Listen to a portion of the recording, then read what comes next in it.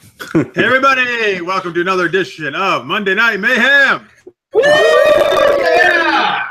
What's up everybody? My name is Jeff from Super Geeked Up. Thank you very much for joining us. This is your weekly live RPG adventure stream where we play a couple different role RPGs, Dungeons and Dragons. As it was last week, and tonight we're playing Lady Blackbird, which is a kind of a steampunk themed RPG we've been doing the last couple months. We're on our 7th episode of that right now. If you want to get caught up, you can go to supergeekedup.com and click on the show's page, and there's a Lady Blackbird link there, and that has all the past synopses and character pictures and descriptions and all that good stuff.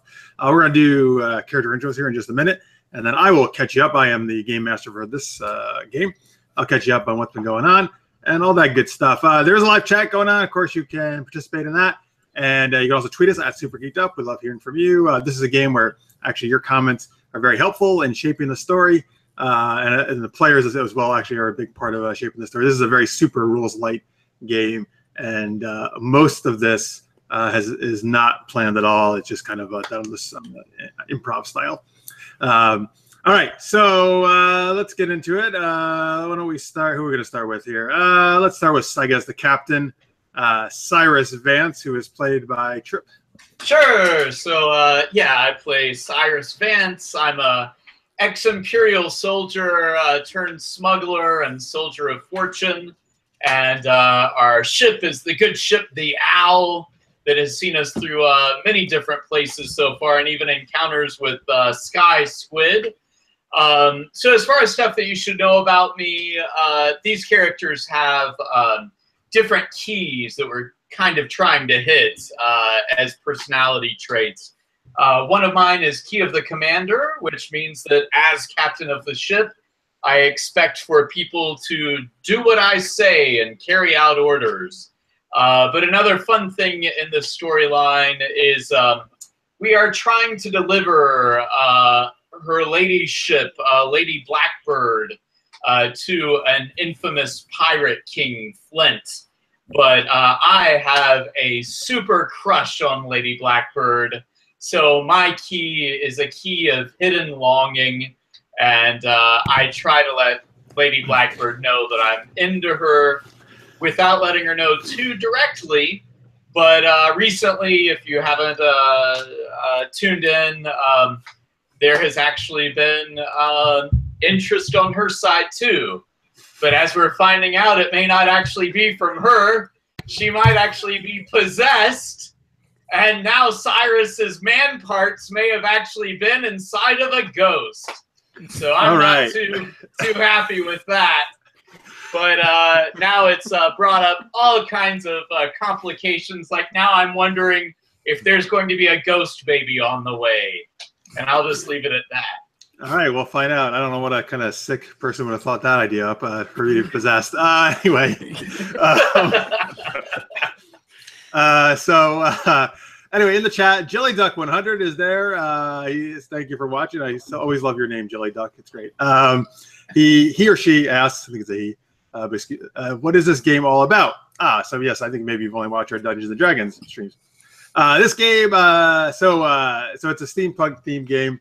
So think that there's all these different worlds and these airships fly between them, but don't think of like worlds like outer space. There's like breathable atmosphere in between them. So there's these Imperial forces which control most of the world, and you know they're kind of portrayed as more the enemies of the game because they have slaves and servants and all that stuff. And then there's a bunch of pirates around. Like very similar to, pirates back in the 6th, 17th, 18th century and stuff, you can imagine. And there's also free worlds, where people can live free and all that stuff. There's a world called Haven. These guys have been to a couple of times. So yeah, that's kind of the setting of it. And in terms of the overall story arc, Trip kind of just got to it a little bit. But Lady Blackbird is an Imperial. She got an arranged marriage to this guy named Count Carlo, but she didn't want to marry that dude. So the captain here and the other crew have been trying to ferry her away, leave the Imperials, get away from them, and take her to the Pirate King called Uriah Flint, who has a very secret base who nobody knows where it is. And they've been trying to figure that out and get Lady Blackbird there. That's kind of the overall They've been a whole bunch of side adventures though along the way. You can read about on our website, or you can check out. Even better, check out the past episodes. There's been a lot of cool, fun stuff actually in this game. Because, like I said, if you missed it, I said like a lot of this stuff has been kind of just we don't really plan it. It comes up on the spur of the moment, and these guys help me out with a lot of this stuff, as well as you guys do as well. Actually, one of the characters in this game is named after one of our viewers from last week. We'll get that in a minute. That's right. Yeah. So feel free to suggest things in the chat. I always like to work it into these games. All right, so let's go over to Kale, who's played by Marks. Yeah, so I play Kale Arkham. He's the I don't know, I think he's second command, isn't he? But yeah, he's the first mate. First mate, and best buddies is Cyrus, who's also the ship's mechanic, and he's also a petty sorcerer. That magics come in handy occasionally. He also likes to steal things a lot. So, everybody's got to have hobbies, right? And him and Bounty Hunter Snow have kind of hit it off. Yes, they did. Even though he doesn't like her telepathic cat. Yes, there's a telepathic cat named Pudding, who, all right, we'll get that her in a minute. Listeners may just join us in the chat and is singing Irish song music in the chat. Very good. Very nice. Okay, let's go over to Snargle the Goblin, played by Nate. Thank you very much. Yes, this lovely little fellow is Snargle, and believe it or not, yes, he is indeed a goblin. However, not much like you'd think. Typically speaking, your fantasy goblin will be roughly 2 feet tall, live in large packs, and end up dying by some adventurer's blade. Goblins in this world, however, are generally looked down upon, but very useful in certain aspects. They can shapeshift to certain degrees, and also seem to be very adept at flying machines, such as the ship they all decide to ride on. Known as the Owl, and he loves that ship almost as much as Kale does. The only thing he actually enjoys more is being an adrenaline junkie, and this is shown a few times where he's done some stunt and death-defying acts of heroism or stupidity with everybody on board, and so far it's turned out pretty well, but mostly it's just to get him that high of woohoo! Yeah. Apart from this, he does actually hold a very, very dear sense of morality, which is he doesn't like to see anybody get hurt, strangely enough. And even his enemies have seen his mercy several times. So hopefully he gets to continue on in that with solace. Mm-hmm. He likes going to the beach naked. Yeah. Does he now? Wait. Yeah. Weren't you here for that? Yeah, you didn't choose that. You did that one time. Right. Forgot and you talk about not wanting to hurt people, but that hurt all of our eyes. All right, and let's go over to Naomi, who is played by Somnus. Alrighty. Naomi, at one point in her life, was a slave in the Empire. She was forced into the arena to fight for the amusement of the people and the nobility. So she had kind of a brutal life for a while. But Lady Blackbird was able to get her out of the arena, and so she is grateful to Lady Blackbird for getting her out of that life. So she is the lady's dedicated bodyguard, and has been trying to keep her safe on this journey to Flint, which is proving a lot more difficult than expected. I mean, who expects possession? So at the moment, it's all about saving her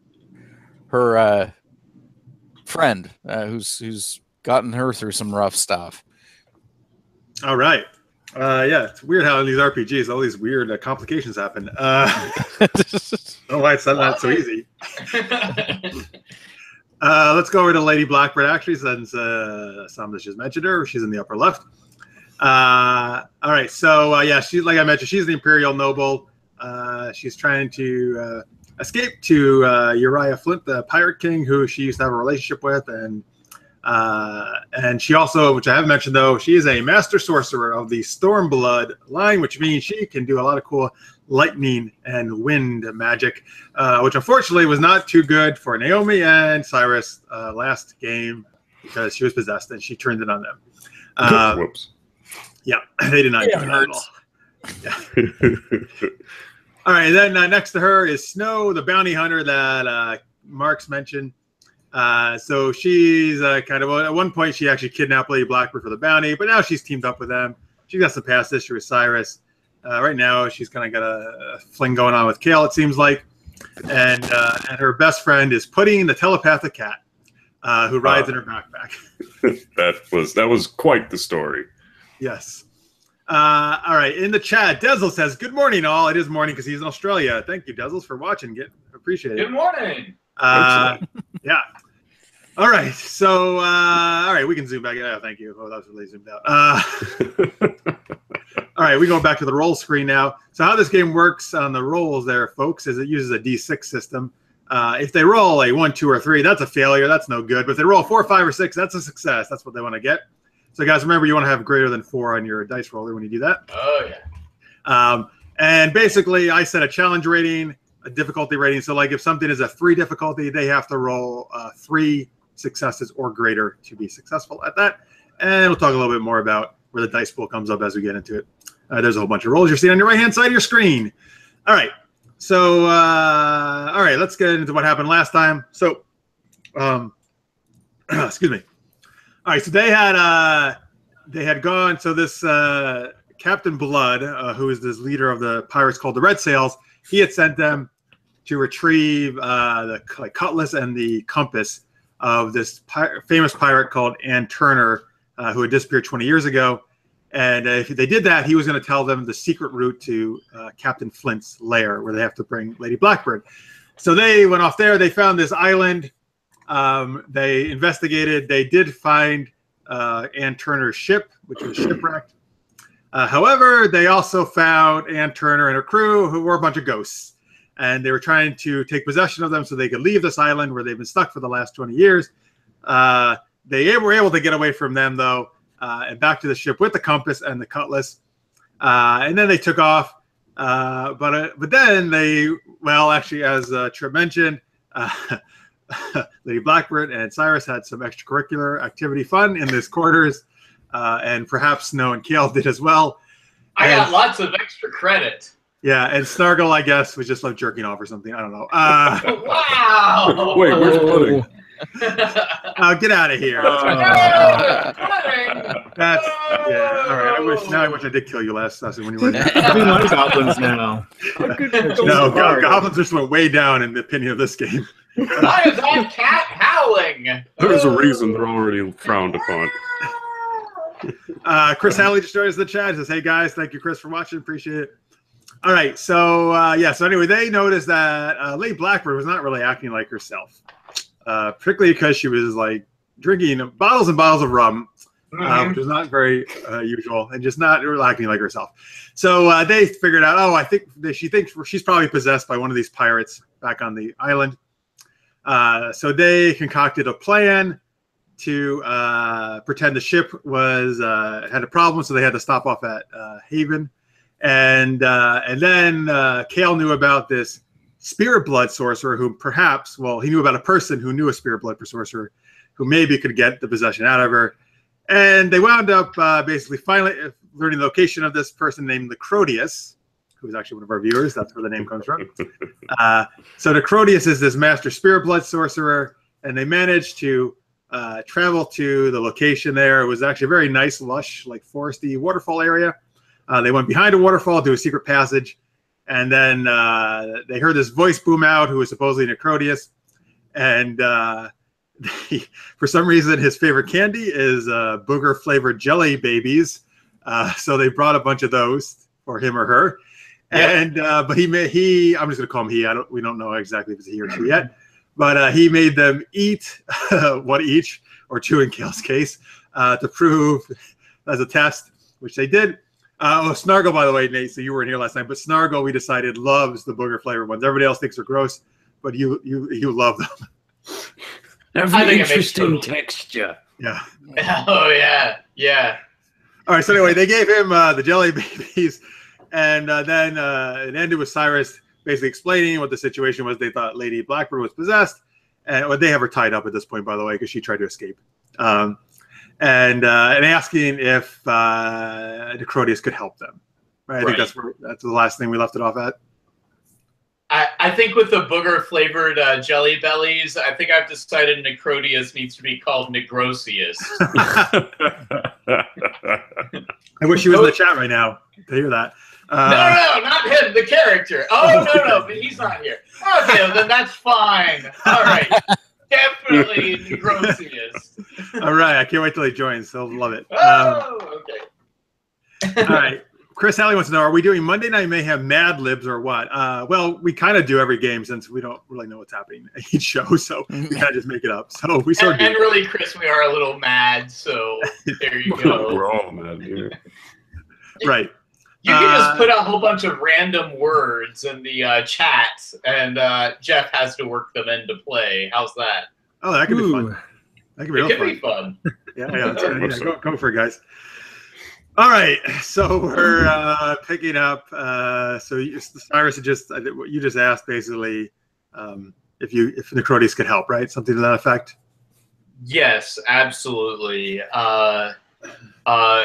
Great Necrotius, we are in a difficult situation because we're pretty certain that our friend here has become possessed. We did retrieve some artifacts from a pirate ship that had clearly been shipwrecked for a long time and was full of ghosts. And the ghosts did inhabit several of our bodies. And our friend here just hasn't seemed to be the same. I mean, I am really into her, but she was like way into me, which is not like normal. And now I'm a little creeped out because I'm pretty sure I did it with a ghost, and that's just not right. And could you tell me, is there a possibility we could have ghost babies? I mean, I'm just hoping not, because I don't know how to take care of a ghost baby. All right. By the way, in the chat, Sir Lucian says challenge accepted to the thing about putting words in the Mad Libs in the chat. Sir Lucian actually he runs a gaming stream himself. He's been on our show before. He's awesome. So I am going to start working that in, folks, because people have already started to put in like Dazzles and some other people have started putting words in. All right. So if I say start saying some weird things, that's why. So now instead of saying you're putting words in my mouth, well, it really will be. You are putting words in my mouth, right? All right. So Necrotius responds. Again, this voice is booming out of who knows where. It seems to be all around you, but you don't see him or her. Well, hold on a second. I need to feed this potato to my pet iguana. All right. You hear a bunch of munching sound. All right. Now, to answer your question, I hope you're happy, Dezzles, that I worked that. All right. I mumble to the others, ooh, potatoes. Sounds good. Potatoes. He's like, no, of course, ghosts can't have babies. That's ridiculous. Whew. Wow, well, that's just a weight off my shoulders. Thank you for relieving that concern. But what we're wondering is, could you possibly help our friend out and get rid of this ghost?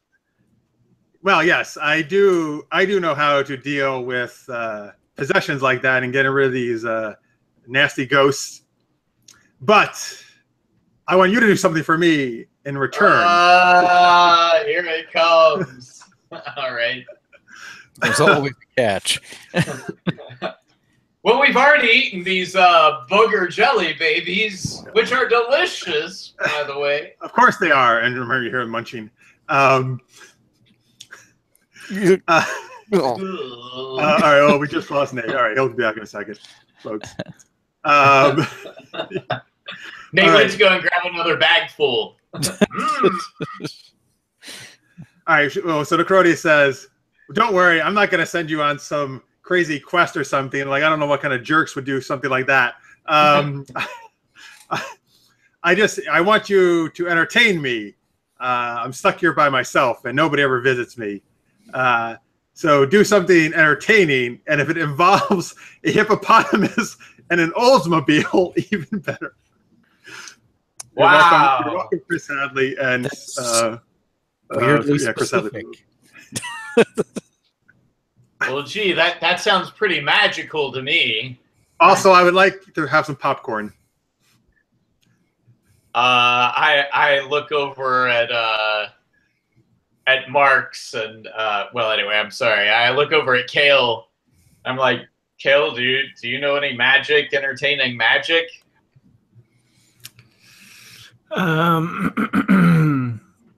I guess I could create some kind of light images, like a Oh, hippopotamus. a light show. Hey, that sounds great. Like a light, light show. show. Can you possibly create a hippopotamus with lights? It's maybe. Give it a Oh, shot. maybe. Okay. Well, we've got a couple mechanical horses. We could do something, like horses on parade. Help me out here, guys. Naomi, do you know any great Anybody seen? entertaining things? Oh yes. Yes, he says. Yes, I like horses a lot, and light shows are cool. And yes, singing sounds great. All right. Well, I mean, I think I can probably do some amazing shooting tricks. I could certainly do that. Naomi says, "I don't sing. At best, maybe I make other people sing, but it isn't pleasant." Croix will say, "Hey, you want your friend back or not? You better sing." Maybe Snargle sings. Maybe I can see him Snargle sing. does. Sure. He sings all the time when he gets drunk. Right. All right. So let's save that singing for Snargle. So would you like to start off with a light show, Kale? Are you able to do a hippopotamus? Let's try a hippopotamus. Let's figure out what everybody's doing. Do some rolls. All right, so you're gonna do a light show. All right, so you're gonna have to roll for your light magic then, Marks. What is Cyrus doing? Trip. Oh, I would like to do some Wild West gun show Riding? tricks. No, like gun show tricks. So throwing a silver dollar in the air and shooting a hole through it. All right. Necrotis will say that's great, but do it on horseback. All right, I'll do it on horseback. I'll put an apple on Snargle's head and shoot apples off of his head. Okay. Oh, that's awesome. Yes. All right. Now, all right. Now, what's that? Naomi's got to do something. Yeah, I'm trying to. Well, you're really good at wrestling, right? Well, yeah. Why don't you lift Snargle up over your head and throw him in the air, like a pro wrestler? I was going to say maybe Snargle and I could spar, but that'd be Good. like a fighting demonstration. Yeah.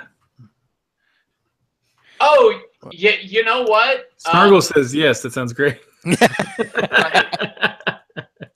Okay, I've got an idea. So I write out the lyrics for a song. I mean, clearly this is going to maybe take us. So I tell Necrotius, just give us 5 minutes. Please continue to enjoy your booger jelly babies, and I write down the lyrics. Okay, when he or she will say, Necrotis will say, yes, I will enjoy these. They're very delicious, and I also enjoy these chocolate kangaroo feet I have. Ooh, delicious. By the way, in the chat, Chris Alley says we should make a regular game out of this. People are really enjoying this Mad Libs idea. All right. Naomi is trying not to look ill at the whole kangaroo feet thing. All right, so I just put the lyrics to this song and just kind of follow me. We'll sing it as a group, as Snargle Well, my plan is that Snargle is going to shapeshift into a hippopotamus, and we can sing this this alt reality Shirley Temple song. I want a hippopotamus for Christmas. Great. Have you guys heard that tune before? No. No. No, never have. Don't know how I missed it. Necronius will say, "Oh, that's one of my favorites." Yeah. So just follow along. He goes, I want a hippopotamus for Christmas. Only a hippopotamus will do. Try that. Go ahead, try. All right, now all three of you can sing it is what he wants. Yeah. Oh, no. I want a hippopotamus. My character for does it. Just imagine. Christmas. Only a hippopotamus will do. All right, brilliant. Naomi We'll will take a go roll along off with of it, that. but probably can't carry a tune with a bucket. That's all right. Hey, we're more entertainment than this guy has had in a century, okay? All right, so what do we do rolls on first? Maybe we'll wait for... why don't you roll? Everybody roll for the singing. we don't want to wait till Nate gets back to turn into a hippopotamus, because I think that's what really sells it. I'll just say that happened. We'll just say that happened. All right, so he's a hippopotamus, and we're singing I want a hippopotamus for dinner. No, for Christmas. Not for dinner. Well, maybe we flub up and sing that too. Does anybody have any skills with this? The only thing I could even potentially say is ex-slave. If I was forced to sing previously. And that's it. Yeah, you can use that. I think I could do ex-imperial soldier and maybe soldiers, because I figure we sing, marching and stuff back in the day. Sure. It would sound very, I want a hippopotamus for Christmas.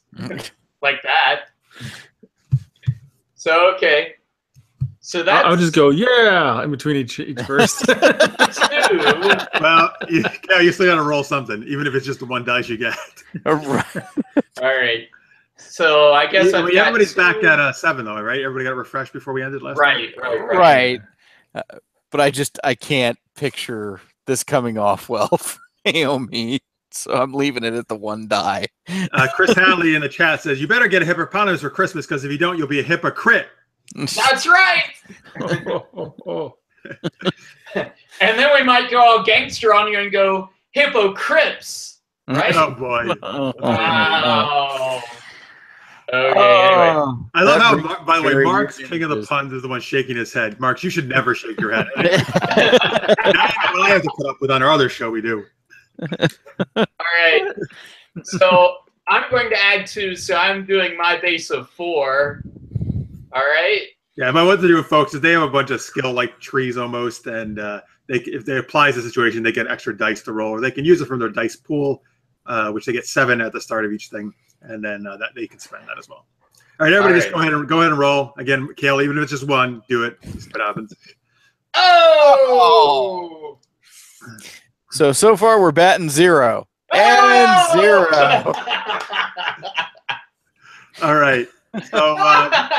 Go ahead. By the way, while I narrate this, actually, Mark, since apparently we lost Nate, can you try to do the screen share again? Okay. Thank you. We'll get the screen back up, folks. All right, so Necronia says, oh, that was the most out-of-tune singing I've ever heard in my life, but I really like that hippopotamus. Hey, we love the hippopotamus, too. And I whisper to Snargle, go prancing around more. Really sell it. All right. So, Mark, you need to move. If you can move your picture up a little bit, that'll be good. Your video. People can see it. Okay. Right. So now I tell I tell the hippopotamus to stand on his back 2 legs, and Kale, will you put this apple on top of the hippopotamus's nose? Like a seal, like do it like a seal with a ball, but sure. Instead with an apple. What could go wrong? And I'm going to shoot off that hippopotamus's nose. Oh, you're going to shoot the apple off Snargle, who is now hippopotamus, right? Yes, right. Yes. So, but I should be good at this. So All right, while warriors. he's doing that, Mark, so why don't you roll for your light show, my magic show? Okay. Chris Halley, by the way, says the hippopotamus song is going to be a big hit, #1 on the charts. I'm sure. I'm gonna add 1 to it. All right, so these guys are very good at both these things they're doing, magic and shooting. So this should go fairly well, hopefully. Hopefully.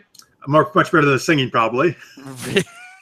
Couldn't go worse. Hey, that's All right, awesome. 4 successes for the light magic. Right. Sweet. And I'm going to go ahead and do 8 dice total. I have a base of 6. I'm adding 2. Mark, See what happens. Mark, Oh, did you add any 2! dice, Marks?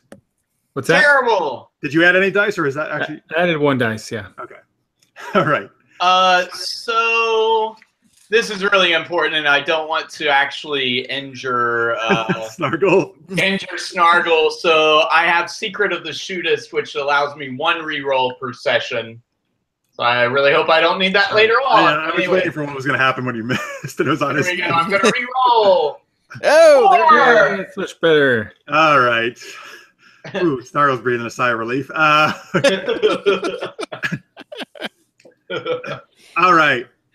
So all right. So basically, Snargle, as a hippopotamus, is balancing the apple on his nose, and then all this amazing light magic goes all around him in like almost like a big fireworks type display.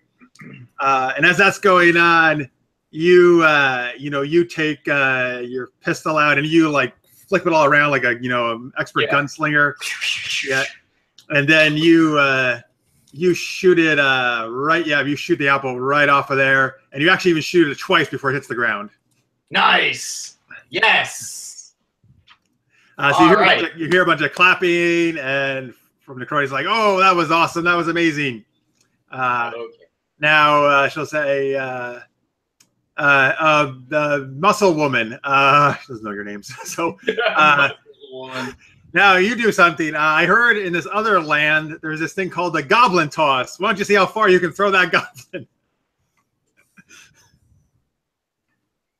Oh, you know what? We're actually the tradition is we grease up the goblin before he gets tossed. Okay. So I get out like a thing of like lard and start greasing up Snargle. That's what Nate gets when he's not here. I grease up Snargle. All right. Snargle is actually seeming to enjoy it for some reason because he's a little weird. All right. I whisper in his ear. I say, "Settle down, boys. Settle down." He's like, "This is the most action I've seen in a long time." In the chat, by the way, Chris Alley says, "I'm watching on the big screen TV in my room. I can see the game board very clearly." Oh, that's good to hear. Of course. Awesome. Great. Great. That's the way to watch it, folks. Your 55-inch TV. All right. So, Samus, you there? You still there? I am. Okay. So now you need to do a roll for tossing Snargle. Toss the greased goblin. Okay. I actually think Naomi probably would not mind doing this at all. So let's see. Strong could certainly, I guess, probably going with Pit Fighter. Maybe Fast, Hard, Strong. Yeah, sure. I mean, so that would be 5 dice, I think. Okay, and you got the one you give automatically, right? Too. Right. Yep. Okay. Yeah. So Mark's okay. So Mark's in the chat. You want him to say Geronimo? Is that There what you we want, Mark's? Oh yeah, whoever that Marks guy is, I guess wants to say. Oh yeah. Well, what a weird. We always have these weirdos sometimes that join us in the chat. I don't know. Not too bad. Not too bad, Naomi. Listeners May says he's watching on his 40-inch TV. Okay, great. Okay, folks, who has the biggest TV? You can put it in the chat. Whoa. You can also keep putting in those Mad Lib words if you want. I worked in quite a few of them already. 3 successes. 3 successes. All right. So wait. By the way, what with the greasing? Were you guys thinking like he would go along the ground or what? Sure, it's like a slip and slide. Sounds good to me. If it's like, if we're talking about like a glade with like moss and grass, really, honestly, I was thinking more like wrestling a pig, though. But then we decided to do the toss, so, you know, it's fine. Flip and slide toss. All right, so you grab Snargle and you give him a nice toss. He goes flying through the air, and then he hits the ground, and that's because he's all greased up, he goes sliding face first along the moss, and he crashes and face first into a tree. Oh, now did he do this still as the hippopotamus, or was he back into goblin form? He was still a hippopotamus. Oh wow! But now when he hit the tree, he turned back to his normal form. Oh, okay. It'd be more impressive if I was chucking a hippo. Yeah. Right. Absolutely. So I take some like yummy snacks out of our food sack, and I run over to poor, slightly injured Snargle, and I say, "Hungry, hungry hippos is the name of the game." And I stuff some muffins in his mouth. All right, nice. Sure. I almost want to give you an XP point just because I love that game as a kid.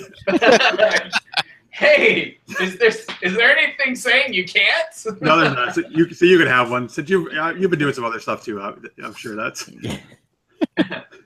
All right. Yeah, remind me, guys, if you do hit your keys and stuff. Obviously, you know, as we're doing this. Sounds good. I mean, I'm sure actually both of the other ones you probably too could. I mean, you're trying to help Lady Blackbird, right, or protect. Yeah, we're the trying mission. to help Lady Blackbird. Yeah, I'm sure everybody. Key of the Guardian. Everybody can get an XP point. We're not trying to hit our key of entertaining. Our key of theater. This is key. Hitting these keys, folks, is how they can kind of get more advancements and improve their skills and stuff like that. All right. So notorious, she says, "Oh, that was a great show. Wow, thank you very much. That's the greatest I've seen in a long time." Of course, I don't get out very much. We give bows and I say, you know what? I'm so sorry we don't have any popcorn, but you're welcome to eat all these yummy things that we brought with us. And I just put out a basket of yummy things. I have no idea what they are. But Given what he's eating right now, I don't think it matters. Yeah, that's true. In the chat, tell us what is in this basket of yummy stuff that Cyrus is putting out. You can tell us there, folks. Sure. Tell us what's in the basket, and then let us know if we should like put boogers on top. You know. Oh, that's appetizing. All right. Snargle, just sneeze on all of it. Gross. Okay. All right, Chris Halley says there's gummy bears in there. I'll go with that. I like gummy bears. Let's say there's gummy bears inside. Are they the sugar-free ones? Yes. They're the sugar-free ones that we caused the poop vomit that we did on Super Geeked Up segment one time. Ew. Dazzle says in the basket are charred emu wings and teriyaki sauce. That's interesting. Sounds interesting. Seems like there's a story there. Nothing like buffalo wings with endangered species. Yeah. I'm just kidding. Maybe they're not endangered in this world, though. That's true. Lister's Mate says there's spaghetti. That seems like it'd be a big mess. There's some I have the spaghetti in my pocket. Why is the basket bleeding? Oh, wait, that's spaghetti sauce. All right, well, as you put this basket out, oh, okay, Dazzle was telling me I said emu right the first time. I don't know. I said it two different ways. I don't even know which way is right now at this point. Is it emu? That's right? Now are you saying emo? Emo wings? Emu. The animal. Oh, okay. I just wanted to make sure it wasn't say emo at one point. Emo thing, you know. I'm just kidding. Yeah, nobody wants emo stuff. Aww. I'm sure some people do. I'm just kidding. I'm just teasing, folks. Hey, everybody wants a little teenage angst, right? Yeah. Everyone wants a little Kylo Ren. All right. Oh. All right, anyway, once you put the basket out, there's a poof of smoke, and notorious appears before you in the basket. and you see it is actually a 10-year-old girl. All right. When she does, I like intentionally go really wide-eyed, and I talk to the others. Ooh, amazing! Ooh, so unexpected! Wow! and I bow to the girl, and I go down on one knee, and I say, "Oh, great notorious, any way that you can possibly help get our friend back into her right mind, please do." She says, "Oh yes, I would be happy to help." As she's shoving gummy bears in her mouth. Since you seem like very nice folks, and you put on that great show, yes, I will help your friend out. But I think you need to unwrap her from the blanket you have her wrapped in right now. Well, I don't know if that's a good idea. To let you know, notorious, Naomi and I here, we got pretty fried from her. She can definitely call out storm magic. Is that what it's called? Kale? Yes, storm it is. magic. And we both got hit by lightning last time. Now, if you think you can control that, we're fine with doing as you ask. Oh, that's easy. And she snaps her fingers. I just put up an anti-magic barrier, so she won't be able to do any of that. Does that mean just for you or for all of us? That means nobody can do magic except me right now. Fair enough. All right. You have to teach me that sometime. I think you're too young for that kind of stuff. So we gently unroll Lady Blackbird, and I'm staying close to keep a hold on her if needed. You have her still tied up too, right? In her hands. Yeah. Yeah. And I say, my lady, it was nothing personal. We are just trying to get you back into your right mind and get this possession out of you. And then I whisper to Naomi, I'm going to feel really bad if she's not actually possessed.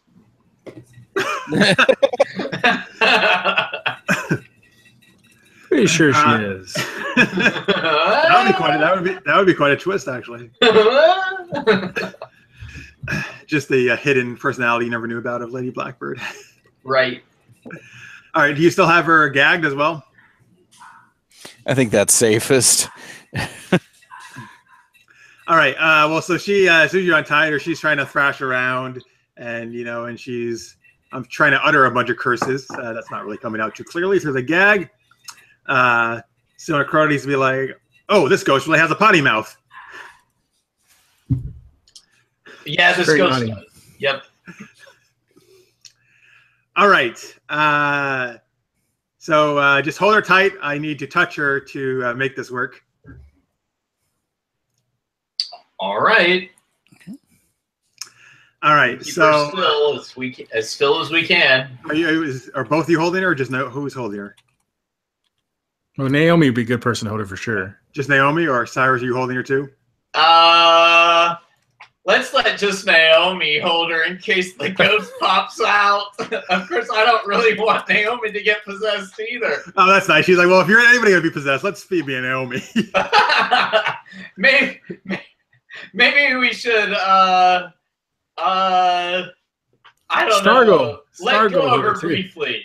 Oh yeah, let Snargle do it. All right. Well, Naomi, I think is the wise choice. Naomi, why don't you do a roll to see if you can hold her? Snargle's so slippery, the ghosts won't be able to get in. Ooh. Well, his body is slippery. That really affects apparition type stuff. True. All right. So Naomi, Sam, does you want to do a roll there to try to hold on to Lady Blackbird as Necrotes does this? Sure, we can do that. So let's see. Take a look at all the possibles for this. Let's see. Combat tested, living weapon, fast, hard, strong. So let's see. 2, 3, 4, 5, and then 6, 7. So that should be 3 successes at least. All right. So Lady Blackbird, she's trying to squirm around. She gets slightly loose, but you keep a hold on her. Excuse me. So Necrotius comes up and puts her hands on, I guess, Lady Blackbird's. Actually, no, you know what? She's going to ask you to. I'm sorry, I forgot how short Necrotius is because she's a kid. She's going to ask you to make Lady Blackbird kneel so she can touch her face. All right, so Naomi, you just kind of like push her to the ground. I'm going to say that, right? Yeah, just push her. I mean, do what I got to do to keep a hold of her because this is for her own good. All right, so Necrotius puts her 2 hands around on Lady Blackbird's face and says, "Hey, you stupid ghost! This nice lady doesn't want you in there, so get the heck out of here." That was brilliant. Yeah. So the ghost, you see this apparition float out of Lady Blackbird's body, and you see it actually is the ghost of Ann Turner, the pirate captain you had encountered on the island. So she floats out, and she's kind of floating there in midair, and then she's like, I curse you guys. Well, at least I had a little fun, and I got to get drunk and have some sex. Ew! And I'm just like, ugh! I can't believe I did that. She's like, you weren't complaining when we did it. By the way, just so you know, Ann Turner is actually a very attractive-looking ghost. If that matters. All right. That's fine. I say, well... Shiver me members! That was the last time. Actually, let me just move you. I'm gonna try. Okay. Go have ghost sex with some other ghost, Ann Turner. Oh, well, that's weird. I'm trying to move you guys over to that different screen. That's not happening for some reason. Oh, it looks like Mark is frozen again. That's why. All right. Anyway. Oh well. Hey, Mark, can you hear us? No, he cannot. Okay. All right. This whole game is possessed. Yeah, no kidding. Really is. All right. All right. So Ann Turner, well, she says, hey, if you were stuck there for 20 years, you would want to have gotten out too. Yeah, you're right. You're right. But now you're free and go, I don't know, go haunt some graveyard. Oh, wait, but first, Ann Turner, do you know how to get through, the Remnants? Now that Mark's back, well, that by the way, folks, that's a picture of Ann Turner, just so you know, kind of get an idea of what she looks like. In the chat, by the way, Lister's Mate wants to know if we threw out like the ghost traps like in Ghostbusters, apparently, I think. And he said, you didn't cross the streams, did you? No, they didn't. They were smart. They were good. Right. You asked her if she knows the way to Yeah, if she knows the way to find Captain Flint through the Remnants. She says, actually, yes, I do. That used to be my base of operations. Back then, Flint was just some up-and-coming idiot. Man, that really pisses me off that he's taken over my base. Oh, so you know where the base is? I do. Well, I know where mine is, if he's put his in the same spot. Well, Ann Turner, what if we could interest you in some booty? Well, I already had your booty. Yeah, I know that. I hear that. What kind of booty were you talking about? Well, I don't know. We were supposed to deliver Lady Blackbird to Captain Flint, and we will be rewarded for it. but we do need to find our way to Captain Flint first. So we were just wondering if you knew how to get there, which it sounds like you do. Yes, I do. By the way, I like how Somnus is giving bakery tips to people in the chat. Oh, really? You know, he mentioned that fried fruit salad, and I'm still trying to get that out of my head. That just sounds awful. That's great. Okay. All right. So she says, "Yes, I do know, but I don't really know why I should tell you, since I'm sure this kid here is about to banish me into the netherworld, and that doesn't sound too fun to me." And then the Crodius pipes up, "Oh, well, instead of that, you could stay here with me. If you stay in this area, you can stay as a ghost, and we can have fun, because I'm all by myself." What ghost doesn't want to play with a little girl? Yeah. Sounds like the plot to everything that I've heard. Beats the abyss. Right? And Necrotes also says, I could summon some ghost friends for you as well. Maybe you can wait till we're far away from here before you do that, Necrotes.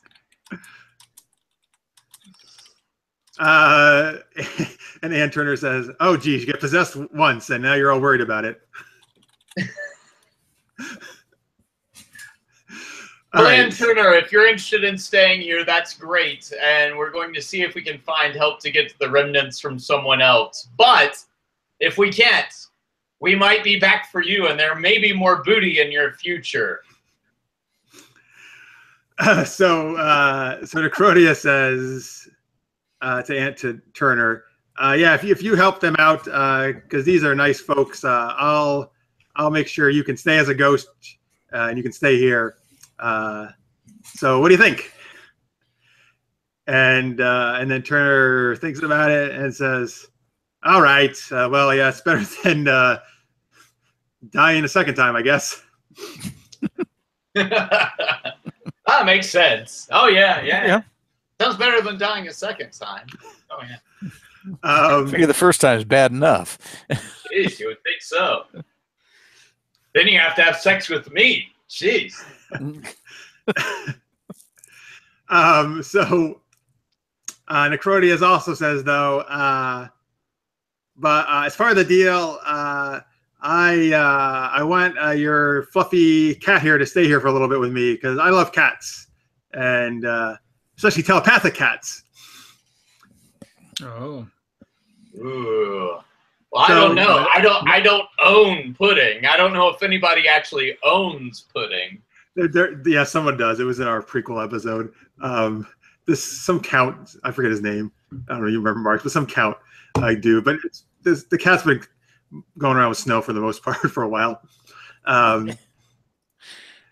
Hey, Redbeard Gamer from Retro Reload Podcast has joined us in the chat. Awesome. Thank you for watching, sir. Appreciate it. Hey, man. They do a show tomorrow night, actually, on Tuesdays, all about video games. Very cool. All right. So Pudding the cat, telepathically to all of you, says, "Oh, I wouldn't mind staying for a while. I like kids, and she has some cool magic." That's true. Maybe you can learn something. Learn something from her. You know. Yeah. Now I don't have to look at stupid Kale's face anymore. I don't have to look at your stupid tail. No more fur balls. Win. Pudding says, Sounds like a win-win. Pudding says, "Oh, you cough up fur balls too? We have something in common." All right.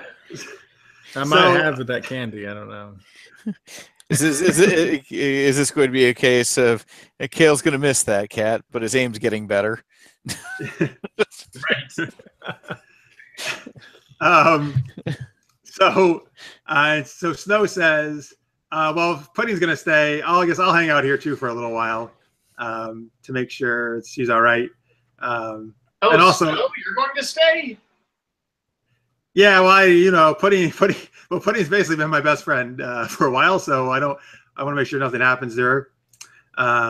And she says, well, she says to Kale, Reese, he predicted that we were going to get married and have kids, so I guess this will teach me something about taking care of kids.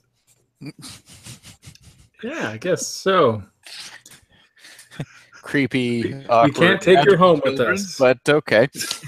Interesting. I look over at Naomi and I say, well, I guess there's some fur babies in the future. Fur babies? No, it's Kale and Snow.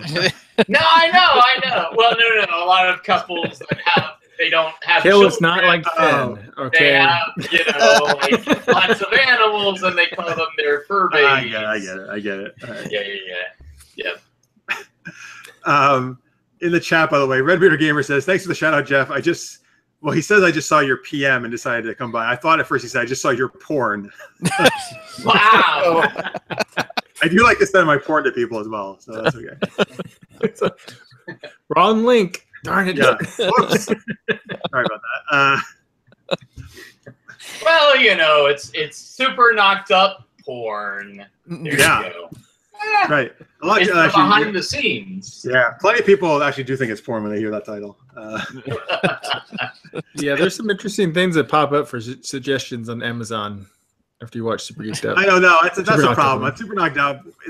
All the suggest. Oh, if you don't know, folks, it's a series I do. It's about a supervillain gets pregnant by her superhero nemesis. It's not porn. It's just a fun comedy. Yeah. But on Amazon, yes, all the recommendations Amazon makes, because it's on Amazon now, you can watch it there. Please do. It's for all these kind of raunchy sex videos. You know what? You get more viewers that way, Jeff. Unfortunately, I think the problem is they're going to be disappointed when they watch mine. Like, hey, this isn't porn. Come on. Right. 1 star. Where's the porn? Oh. No, it's great. That'd be funny if that I'm was sure in the comments. they will be delighted. They will watch it and they'll be delighted. Yeah, one of the comments should be, well, it was almost as good as porn. Right. Hey, and that would be an amazing review. Almost as good as porn. It would. Yeah, why not? All right, so anyway, now that Lady Blackbird is actually what would we call it? Dispossessed? Yep. Not repossessed. That would only happen if she gets yes, anyway. So so I get down on both knees and I look her in the face and I'm just like, Lady Blackbird, are you back with us? So sorry, in the chat, Chris had said, Super Knocked Up, it's so much better than porn. Thanks, Chris, appreciate it. Anyway, Lady Blackbird. Well, so after the Turner had left her body, she had kind of like staggered around a little bit. Naomi, are you still holding her? Samus? I'm still holding her as far as I know. Right, I mean, is she really even conscious or? No, yeah. Well, once the ghost left her, okay. She had to kind of get her bearings for a little bit, and now she's looking around, looking very confused. And I'm just gonna quietly say, how much do you remember? She's like, what is going on? Where are we? Naomi, why are you holding me? And Cyrus, why are you down on your knees? Are you proposing to me? Oh, no. Not unless you want me to. She Can didn't I say get a point with that? No, I don't say that. Anyway, that's a joke. So I'll go ahead and help her up and work on getting her untied. I just say, my lady, one thing that might explain a little is maybe you had one too many drinks. Like a few bottles of rum. That's one thing. What? I never drink rum. That's disgusting. It's very out of character. Very out of character for you. That's true. What's happening? Well, you remember when we were on the ship with the ghost pirates? Do you remember any of that? Yes, we found Ann Turner and her pirates. Right. Well, unfortunately, Ann Turner decided that she wanted to take a ride along in your body. And then and Turner floats down beside you guys and says, giving her a look like, just don't say it. To the I lady. give her a dirty look too. Actually, I want to roll for this. I've got Intimidate, Creepy Stare, Tough, Survivor. Can I roll to see if I can get her to shut up? Sure. All right, so that's... I don't know why you think she's going to say something you don't like. 1, 2, 3, 4 base. I'll do 5. Just to try to make sure she doesn't say anything about us having sex.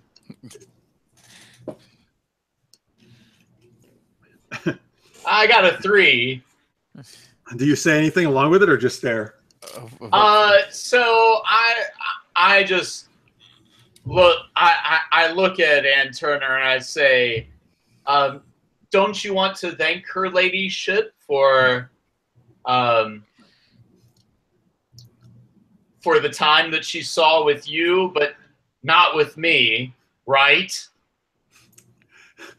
In the chat, Lister's May just said, suddenly Cyrus starts singing Yo Ho Ho, A Pirate's Life for Me, while emphasizing the ho. Wow.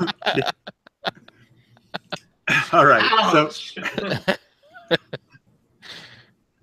So Turner says, yes, you're right, I do.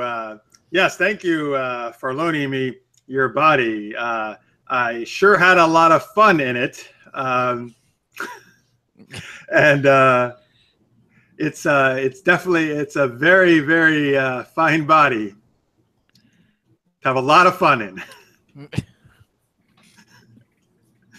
And Lady Blackbird looks at her. Twice, if you know what I mean. Kale, did you just say that? I'm going to say you did since you said it out loud. Oh, okay. What did you say, Kale? Twice, if you know what I mean. Wow. You had to worry more about Kale than the Turner, apparently. Seriously. Giving him the creepy stare. All Very right. impulsive, I can help it. I'll give him a creepy stare too. I'm not going to spend anything on it. But let's see. All right, so Lady Blackbird looks at Turner and Kale, and gets kind of a. I'm not doing too well with these stares here. No, not really. She gets kind of an odd look, like, and she says, "I have a feeling I don't really want to know what kind of fun she's talking about." Oh, we just had to put on a big show for Notorious here, who's an amazing sorceress, and there are just crazy things that went on in the show. All right, you want to do a bluff roll? Yeah, let's see you sell that. Yeah, right. All right, so smuggler, deception. By the way, as you count them up, sorry, Redbearded Gamer had said earlier, I missed it. He says, there's a porn, ? Looking now. All right, have fun looking for the porn for Super Knocked Up. All right. So how many you got? I'm going to roll a base of 4. 1! Oh, God. All right. Right on schedule. So Lady Blackbird says, Captain, I know you well enough to know by now to know that when you're lying. So what's you have caught me in a lie, my lady, but let's just say it's all water under the bridge, and I'm just doing this to save any of us from any embarrassment. And you, as always, are amazing.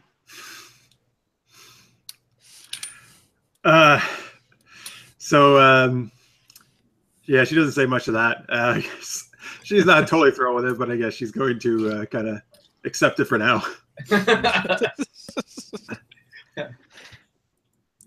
And then Kale's holding off saying anything else. He's trying. He really wants to, but he's stopping himself.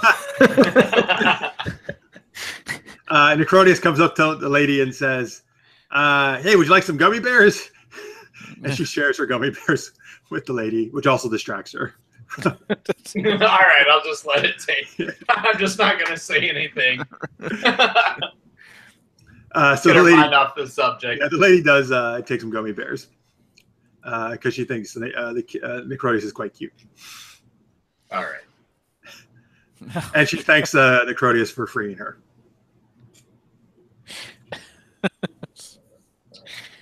All right, so maybe we should get back to our main purpose then.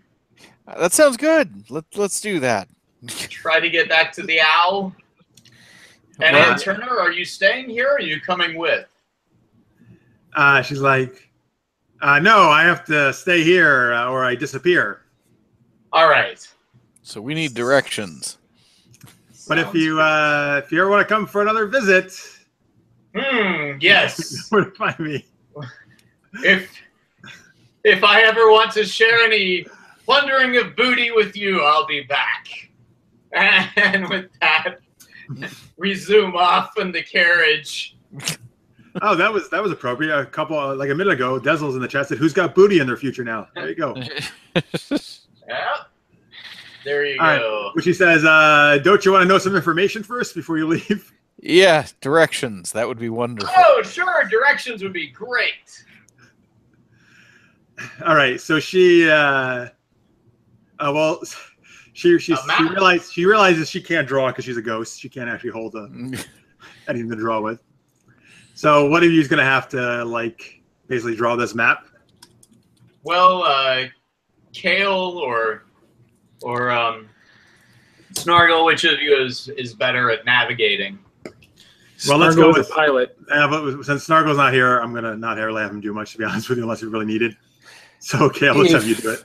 If it makes this easier, as long as you promise to exit after giving the directions and drawing the map, I will allow you to use me to draw the map. Oh.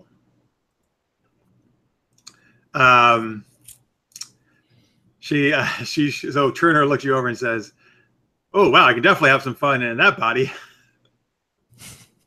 Oh. But she's like, "But all right, I know this kid's just gonna expel me out of there anyway." So says, "Yes, all right, I'll take possess you just to draw the map, and then I'll leave." Okay. So Naomi doesn't fight it, so she can do that to be able to draw the accurate map. Do you guys want to? Then 5 hours later, you wake up and there's like a tiger and you got a face tattoo, and who knows what happened. Right. You guys want? Let's not Bill Cosby this, guys. Horrible. Dark. Very dark. Very dark. Do you guys want to take any precautions though?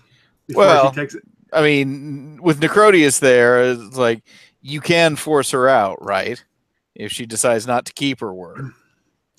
Necrotius says, "Well, I have to touch her to do that, but I can erect this magical barrier so she can't. She won't be able to leave." That works too. Cool. Okay. All right. So Turner floats into Naomi. You see Naomi kind of stiffen up for a minute as Turner takes over. And then Turner kind of you see her kind of moving, stretching around, kind of getting used to the body. So it's Turner speaking, but it's in Naomi's voice. You hear, "Ooh, damn, I could really kick some ass in this body." Oh yeah, I'm sure you could. And to prove the point, she shoves Kale to the ground, or tries to at least. So What? Do you want to make a roll, Kale? yeah, so actually, Nate, Sam, since you have it all set up, can you give me whatever roll Naomi would do to try to like shove someone over? Okay, not actually going for injury, so Right. But use all the stuff she really would use. You don't spend any extra, but use what she would actually have. Right, yeah, because I'm not like putting in brutal and bone breaking right into something like that. And then Kale, whatever you might use to avoid it. All right, let me see here. Well, but this experience could be boner breaking.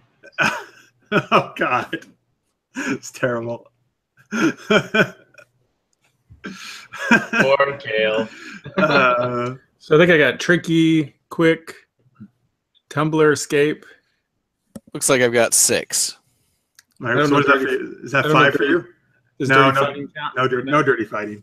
So 5 then. It's pretty good. It's pretty even. That's pretty good. Wow. Come on, Kale. I won't add anything because she took me off guard. Yeah. That's a good call. Go on your face. All right. Yeah. So Kale, you're minding your own business, and all of a sudden Naomi just gives you a nice hard shove, and you fall face first in the dirt.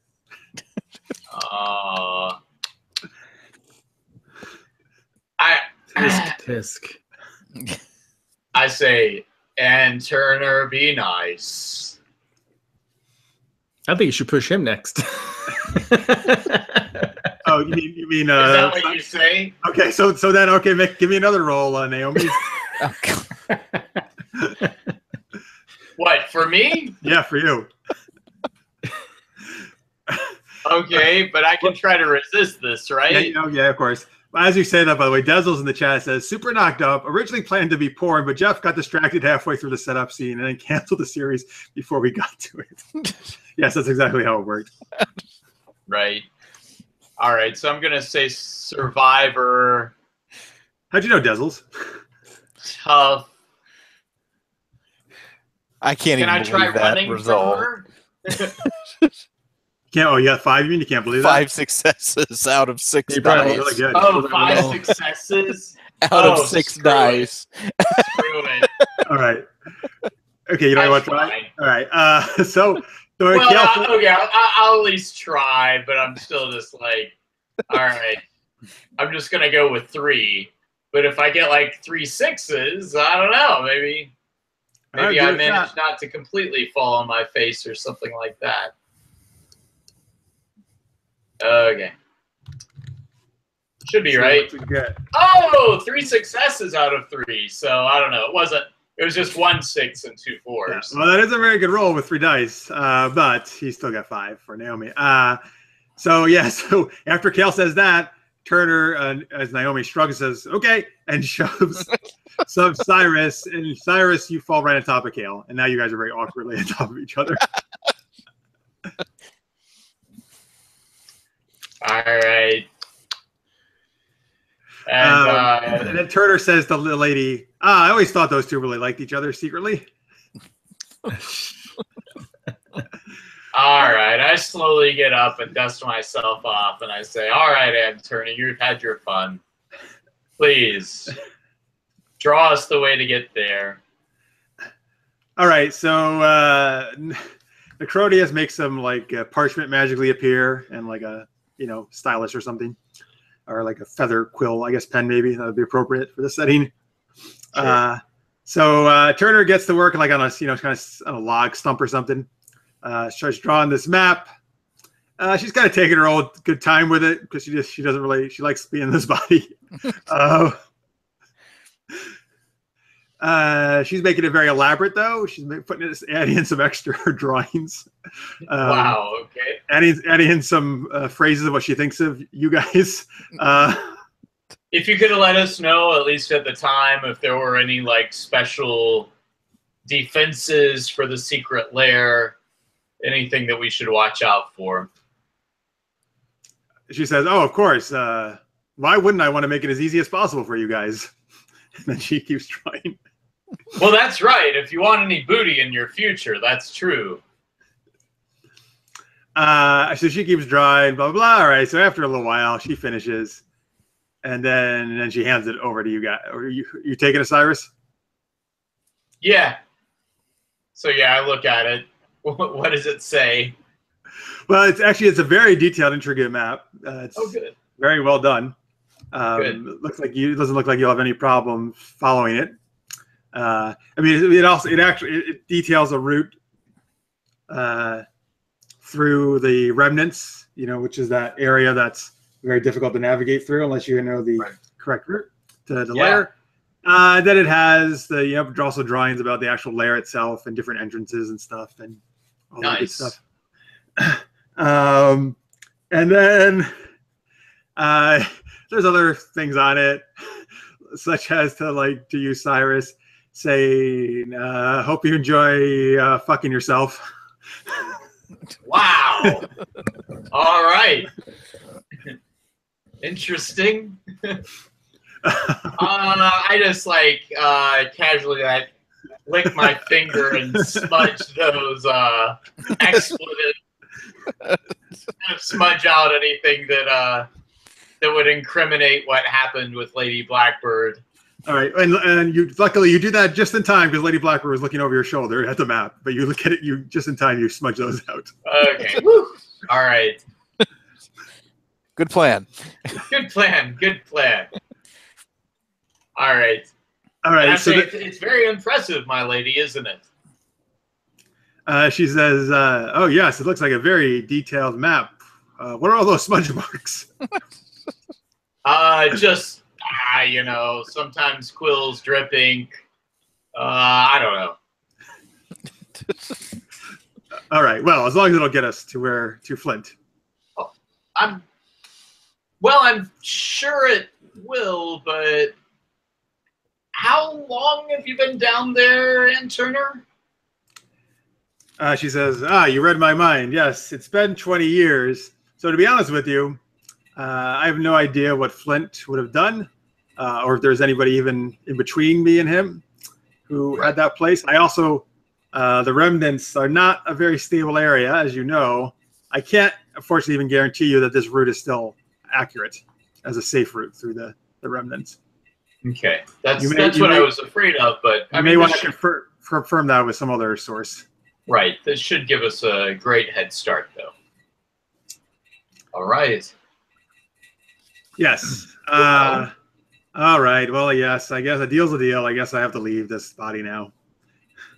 And she floats out of Naomi. And Naomi, you have no memory of the time that short time. Gotcha. Why are you too dirty? It's just that time to take a shower, And Lady Blackbird actually chuckles at this because she knows Naomi tossed you guys to the ground. Right. Yep. And Lady Blackbird just kind of whispers to Naomi, well, there's certainly no match for you. We knew that. That's true. Okay. Well, should we head on back then to discuss Gee-Whiz? I don't have my notes in front of me. Gee-Whiz. Back to the owl? I thought we would never speak of Gee-Whiz again. I know. To Victor Blood? Back to Victor Blood? To Captain Blood, yes. All right. So yeah, we should go back and maybe reconfirm this map with Captain Victor Blood and see what he knows and if this route is still safe according to him. All right. Well, as you guys get ready to depart, Storm tells you, it says, have fun raiding the secret pirate base. Who says this? Snow. Snow. All right. Please, She says, Storm for a second. Don't forget my share that we agreed on. Of course. Of course, Snow. Definitely wouldn't think of shortchanging you. And then now she gives you her own really creepy stare. Right. And I look back at her and I give her a winky face. All right, Snow. And then she says, I'm so glad I moved on to Kale. Oh. Ouch. Kale, she tells you, keep an eye on him. Okay. All right, heading back towards the owl. Yeah. And by the way, folks in the chat, that was a little Princess Bride reference. I just, with the have fun storming, I just worked in there. I think it'll work. It would take a miracle. I'm excited for this was like a while ago when we talked about this, but there was supposed to be a Princess Bride RPG coming out this year. I hope it still is. Yeah. Oh yeah, that would be awesome. I'd love to try that. Yeah, it was late last year. There was news early this year about a Princess Bride RPG coming out in 2017. Okay, because I know there was a big thing about a Labyrinth board game, and I kind of wanted to see that. That'd be really cool too. Didn't heard about the board game. I think is out.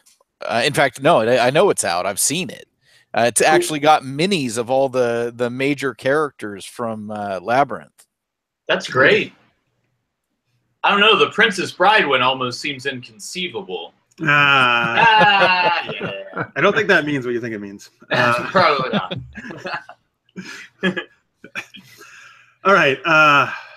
So if it does come out, folks, though, I think we absolutely have to test it out on the show because I love the Princess Bride. There should be a Monty Python and a Holy Grail RPG. And we already do that. I'm just kidding. Seems like every show, right? We attempt to be funny. Right. Well, speaking of that, folks, on DragonCon, I'm actually at a comedy and gaming panel. So there you go. If you think we're funny, I guess it's good. If you think we suck, then it's not good at all. But then tell your friends. Yeah. Just kidding. But I'm actually doing that and a creating the right character panel. Those are the two gaming panels I'm doing at DragonCon. I'm also doing a Super Geeked Up Live, our geeky improv show, and a bunch of other panels. 12 panels in all, actually. And the easiest way to go, just go to supergeekedup.com, click on the events page. I put them all right up there at the top of that page. That's the easiest way to see everything I'm doing. But if you're going to DragonCon, I'd love to see you. Come by and say hi. It's the first time there, so I'm excited. And you can also catch, you know what, the DragonCon app is actually really good. I just downloaded it a couple days ago. It really is. I wish they had one of those for San Diego Comic-Con because I like San Diego Comic-Con's app, but it's not you can't do everything you can with the DragonCon app. Right. No, it's really detailed. Like I was looking at it, man, like I can get the map of every hotel, like, and it shows you like where every room is, like what track is where, and they give you the parade route and the shuttle routes on the app. You can actually, like, if you put my name in, it'll actually show you every panel I'm on just by searching my name. Yeah. And then you can save it all to your schedule, so you can just look at each day what panels you want to go to by like just starring them, basically. That's pretty awesome. Yeah, I mean that part, like some of that, you can do that part in San Diego too, like another con, like the But still, but yeah, no, it's very. Awesome. I haven't even. There's a lot of other stuff you can do too. I haven't even done it on the app, but it's really cool. They put a lot of work into that, obviously. They do. Yeah. They have links to cosplay porn. It's amazing. Get out of here. They do not. Just kidding. And I got them like, oh, we are not inviting anybody from this show anymore to our con. No. DragonCon After Dark. Hey. They do apparently have a lot of after dark parties, though. It's not porn, but there are apparently a lot of after they parties. have lots of big parties, and if you've never been to a big convention, I mean, there are opportunities to hook up. I'm just saying, Jeff. There are lots of opportunities to hook up. Okay. Great. Is that okay? I'm going to search the app for like all the hookup part of the app. Like here's all the spots to go to hook up. If you were to go around late at night and being like, "Where's the hookup app?" you might actually get some interest from someone. Like, is that a pickup line? It could be. Did you like it? Oh boy. You just go, where's the hookup app and are you on it? Right. Right. And then when they get all pissed off, I mean, like, oh no, I just meant the normal DragonCon app. Right. All right. Where in the chat, Licious May says you should try to eat at a Johnny Rockets while you're in Atlanta. DragonCon's in Atlanta, folks. But okay, so why is that, Licious May? Did Johnny Rockets start in Atlanta or something? I've been at Johnny Rockets before. They're fine. Like, I don't know. You tell me, Licious May, if there's a unique thing about that in Atlanta. That's what I got to do still. I've been preparing for it, but I have no idea what I'm going to do in Atlanta. I got to look up some spots, things to do. I went to the Coke Museum in Atlanta a long time ago, which it's interesting because it ends with being able to try Coke products from around the world. Yeah. that's Coca-Cola, not cocaine. Yes, I figured that's what he. and definitely avoid the stuff from Italy. Oh, that was that was awful. Yeah, there's some pretty interesting flavors. It's all about the pasta.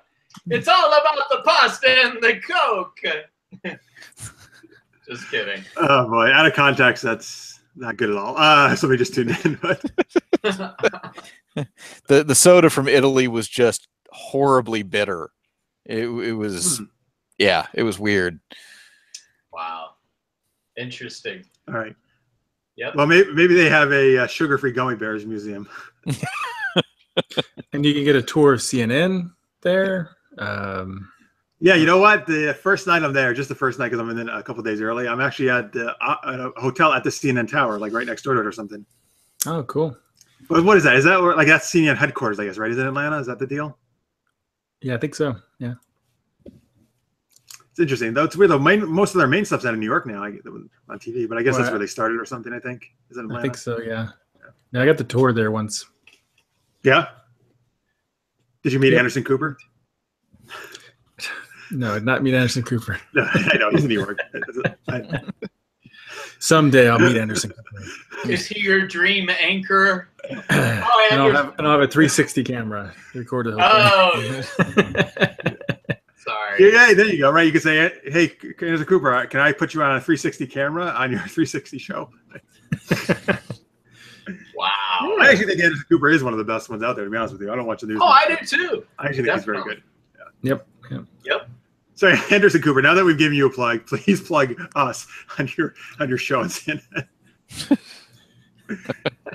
take like just 5 seconds out of the hour and don't talk about Trump, but just talk about us instead. Oh. So next show, you need to have a character based on Anderson Cooper on it. Oh no, this game. Right, I'll have like a dapper white-haired gentleman who knows all about the world of whatever wild blue that we're in. Yeah. And he's a reporter. Okay, good idea. Yeah. Celebrity guest appearance.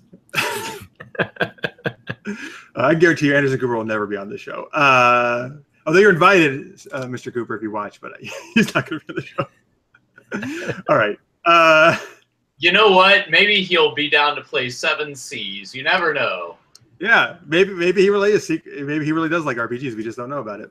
Good. That'd be cool. All right. So, all right. So let's back to Captain Victor Blood. Yeah, actually. So actually, I just let me take a quick break here to use the facilities, and then we will get on here. Yes, we'll travel on to Victor Blood here. Sounds good. Everybody, go get a drink. All right. Yes, go get some rum, folks, if you're watching the chat or whatever your beverage choice is. All right. If you're watching the folks, we'll be right back. We'll continue. We'll go back to the game here, and we'll continue on with this adventure. All right, see you back in a minute. See you in a minute. And I did actually find the article for the Princess Bride RPG. It is a thing.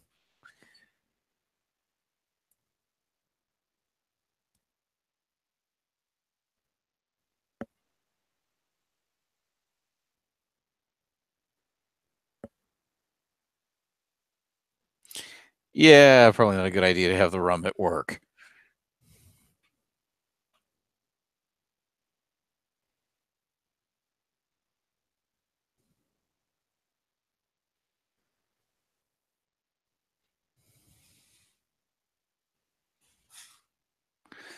Bosses have no sense of humor about that sort of thing.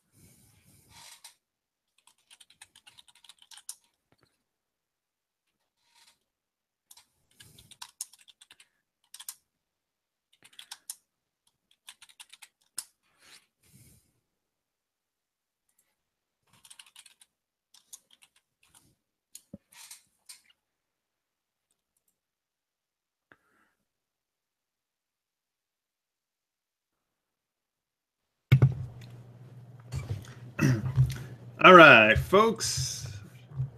Get back here in a minute. It looks like I think all the other guys are away still.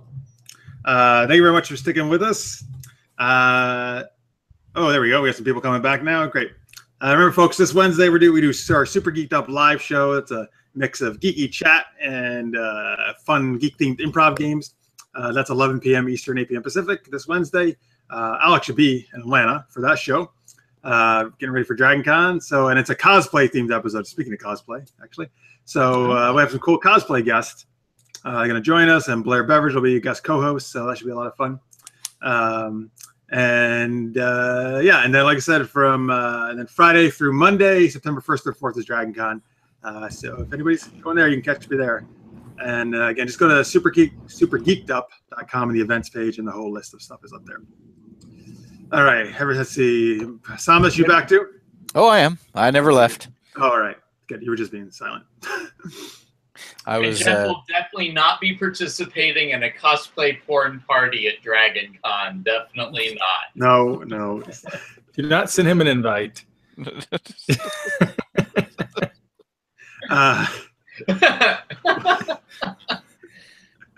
Oh, great. Now we get that's all I'm going to receive. All right. You guys are getting sent the pictures if it happens. No. I do not get included in that. I had nothing to do with it. All right, fine. But Mark's a trip again. I'm going to make up a panel that's called Cosplay Porn and make you the moderator of it. Great. And the star. Oh, awesome. Even better. There actually is a Sex Geeks panel at Dragon Con.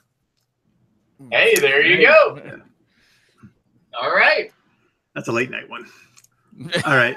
Oh, yeah, it is. Well, everybody in this show, upvote Jeff to be a special guest star on that panel. Oh, all right. I'm on enough panels. Jeez. Lucky 13. Yeah. Oh, yeah. By the way, before when I was telling people they should have some rum, Dezel says, I'm at work. I probably shouldn't have rum. That's the perfect place to have it, Dezel. What are you talking about? I was saying bosses probably have not much of a sense of humor about that. Right. But it makes the time fly. Or slow down. I don't know.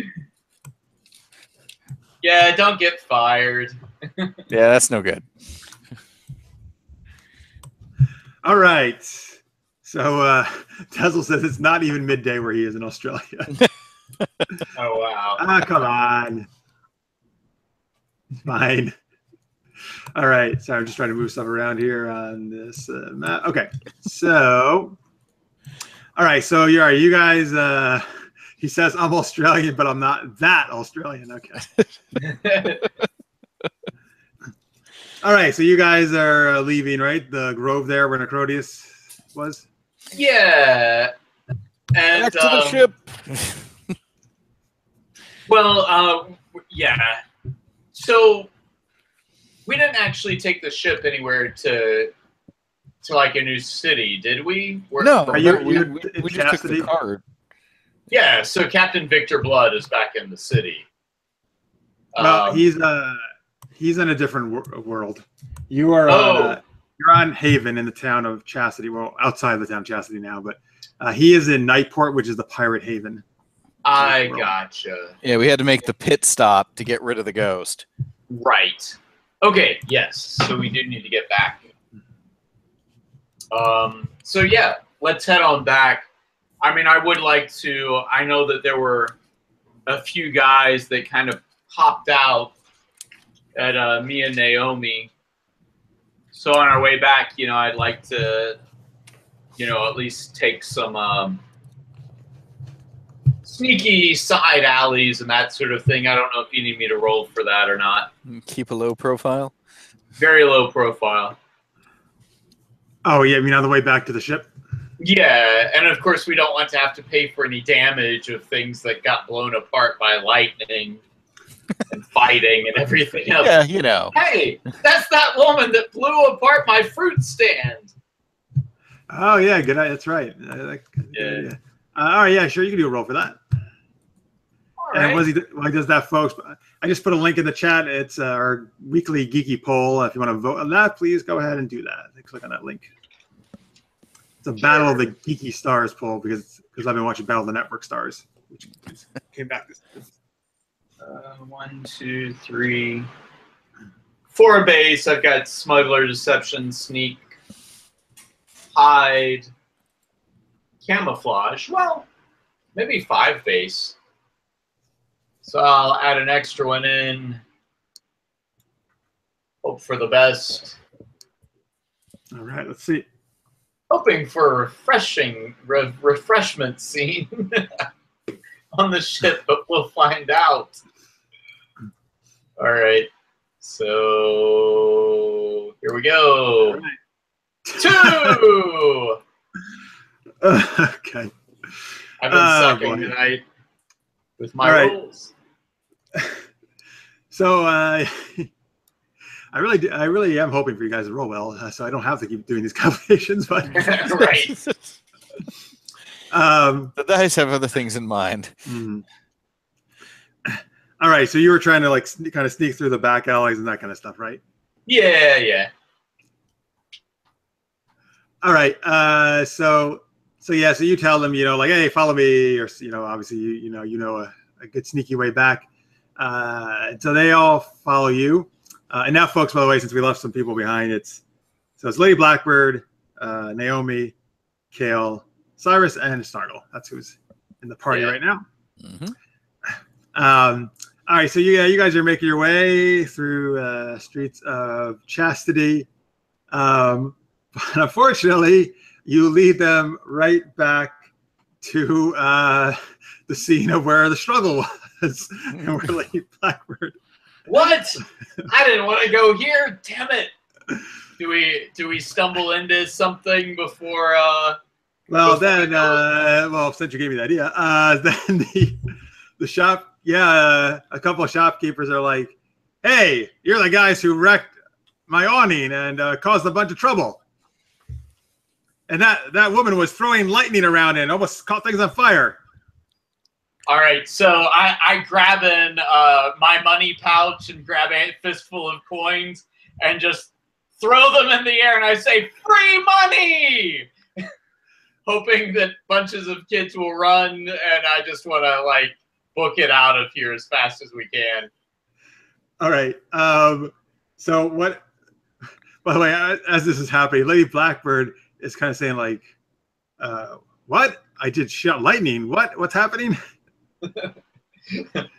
Let's get to the owl. So I just throw the money and I say, "Free money!" All right, and then what are the rest of you doing, Kale and Naomi? All right. Is it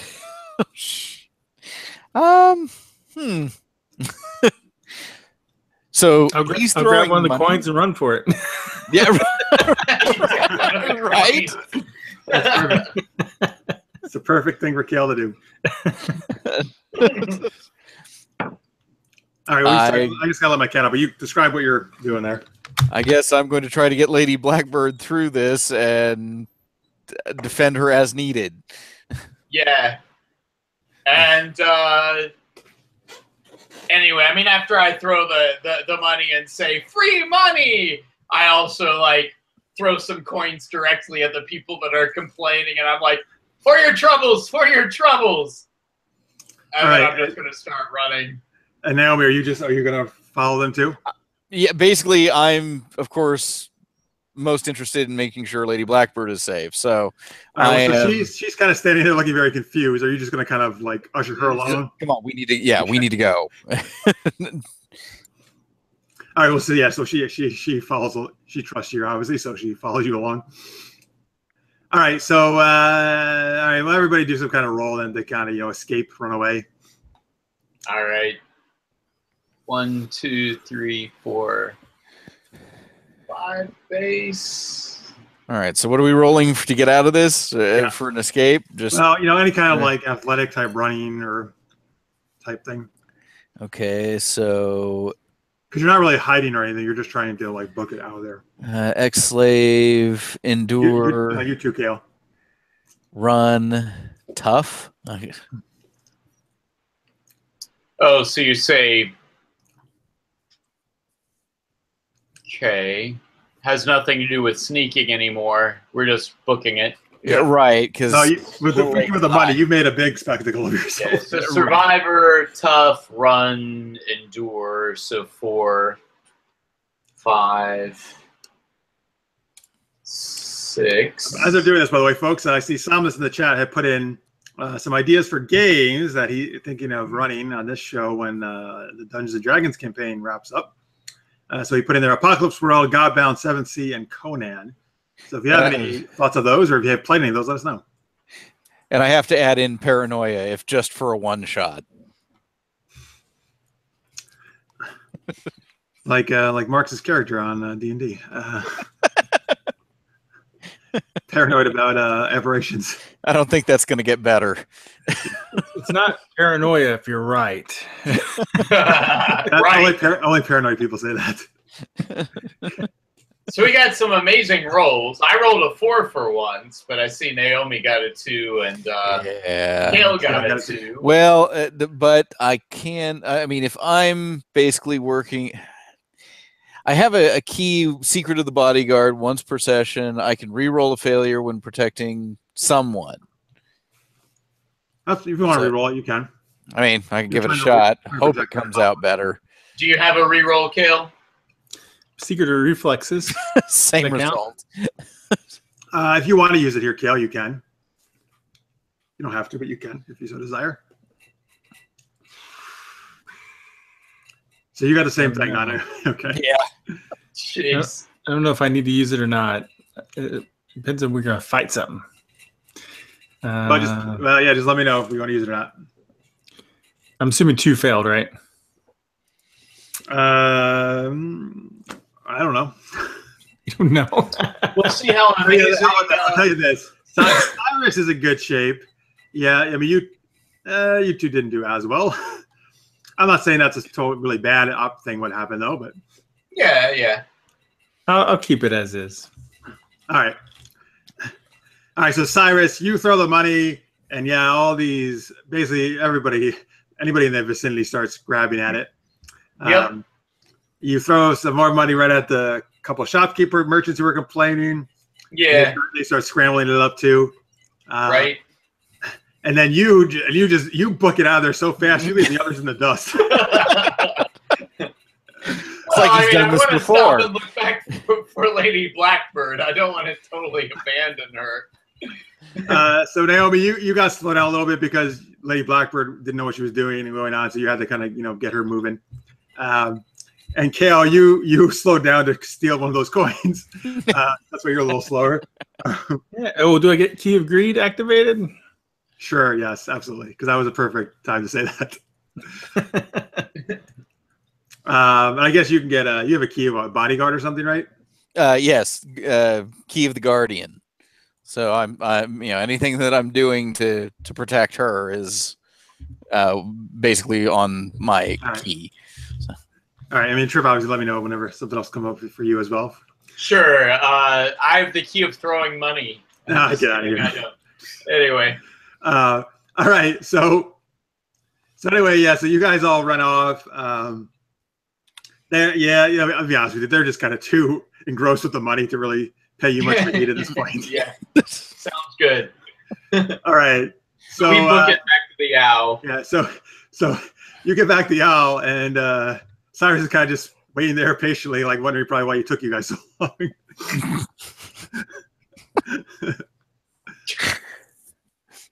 Why, did you stop to pick up more money, Kale? What are we talking about? Actually, I just look at Kale and I drop a coin and look at it on the floor. And I'm like, "You gonna get that?" I'll pick it up and be like, "Oh, where'd it go? I dropped it." And it's sleight-of-handed. Oh well. I will make a roll for that then.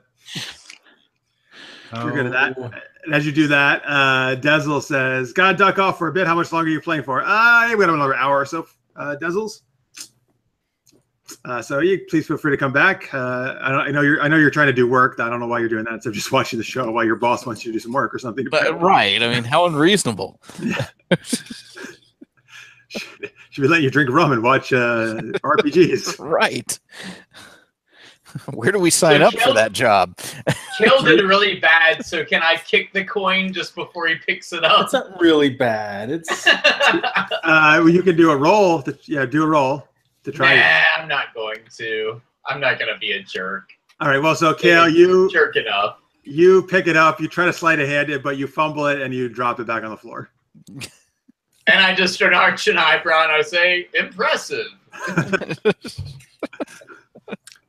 Yeah, this floor is slippery, I guess. I don't know. and then Snargle snatches it and runs off. Snargle. You must have had some of that Snargle grease on your hands. Ew. Snargle! Don't freeze the ship! Oh, Take no. the tower! Oh, so now I know what Marks thinks Snargle grease is a euphemism for from now on. Gross. All right. All right, so you guys are back at the ship. Snargle has an amazing greasy time in the shower. Nobody wants to use it again after that. No, ever. What is this? Ectoplasm? Oh. All right, anyway. So, heading back to, wasn't it Captain Blood? Yep, Who was going to let us know more details? All right, so let's head back to Captain Blood. Oof. Wow, what an adventure. That's it. This guy doesn't give us the adventure or give us the information we need. We just beat it out of him. No more quests. No more. Wow. You're to give us the information or we're taking it. Oh man! Wow. That could create quite a confrontation. Yeah, because he's a huge Cyclops. Yeah. Maybe we'll take a different tact. He's like, well, Naomi, maybe that'll be Plan B. So actually, while this is happening, I blend up like a pitcher of margaritas, and I say, Naomi, here, have 2 margaritas, and just relax, just relax. Jeez, I mean, you've actually been kicking everybody's asses lately, not even as yourself, and you're like kicking our butts. So just take a breather. I got a message from Nate. Apparently, the power's gone out. Oh, that sucks. So, oh well, why he has not returned. You can just message him back and say, "Well, you've been a hippopotamus. You've been greased up. You've you now just took a shower. You're stealing money." You know. I don't think he has any objections to the last one. Yeah, it's typical goblin stuff. It's all right. All right. All right. So as we do this refreshment scene, and folks, that's how they get their XP back, or not their XP, their dice pool back. So they go back up to 7. Yeah. Lady Blackbird, well, as she's enjoying her margarita, we'll say, what were they? Those merchants talking about? Did Turner shoot some lightning when she possessed me? Yeah, you could say I got a little hot under the collar. So did Naomi. And Lady Blackbird looks quite horrified at that. She's like, oh, I hope I did not injure you too much. You could say step away from having a wiener roast. Well, and she puts her head on Naomi and says, well, I'm very sorry. I would never knowingly hurt you. Of course not. You weren't yourself. And then to Cyrus, she says, well, I have to admit, I have thought about zapping you in the ass before. Well, mission accomplished, my lady. And I give her a margarita, too. And I say, but you're staying out of my rum. You've had your fill of that. You don't happen to have a hangover, do you? she actually says, she's like, oh, that may explain. I do feel a little out of it. Yeah. Yeah. And, you know, if anybody says anything, you're the one who took advantage of me. That's all I'm saying. Oh. Oh, wow. I didn't think you were going to go there. I'm saying out of character. Wow, man. Too bad. You were so scot-free pretty much with that, too. Right. So Lady Blackbird says, take advantage of you. What do you mean, Captain? Nothing. Nothing. I'm just going to say, when we were playing Monopoly, you got all the hotels and you bankrupted me. That's all I'm saying. Well, that's obviously that devious pirate. I would never cheat at a game like that. Oh, that's true. That's true. It's very out of character for you. Is somebody scraping a pan, by the way? That's It does. It sounds like some... I have no idea what that is. Is somebody cooking? Like, Oh, sorry. Are you- It's my rabbit. Oh, you're making a grilled cheese sandwich? he said it was his rabbit. It's your rabbit? His rabbit is cooking a grilled cheese sandwich. Drinking from a water bottle. Oh. That makes sense. It does. Is your rabbit like just immediately off screen? I'm really envisioning like this, you know, quadruple sized giant rabbit in a cage, stuffed in a cage, licking this giant bottle of water. Nope, a little far away, but yes, loud. Wow, I hope that doesn't keep you up at night. Well, I don't think he sleeps in his living room. No. That's good. Yeah, it's my rabbit Suki. No, oh, very nice. very cool. Oh, wait, that's from True Blood? Yeah. Oh, Suke. Suki. Yeah. All right. Alriady. I guess There should be a telepathic bunny rabbit named Suki in this game. Oh, yeah, right. We should name the cat Suki instead of Pudding. Because she was telepathic. All right. Okay, so you guys are chatting, drinking. Yeah, so I say, my lady, gosh, getting to Captain Flint's it's really been a challenge. Are you having any second thoughts? She says, no, I'm still determined to meet Flint. The only thing I have second thoughts about are these tall tales you're probably telling me about what happened. Well, all I'm saying is you will truly be missed on the Owl. Truly missed. Oh, thank you, Captain. It's been an adventure for sure. Absolutely, it is a fun life adventure. Sorry, I can't hold my margarita here. If all your missions are this eventful, crazy, you must lead quite an eventful life. It is an eventful life. Don't you think so, Kale? Oh yeah. It's like almost twice eventful life. If you know what I mean.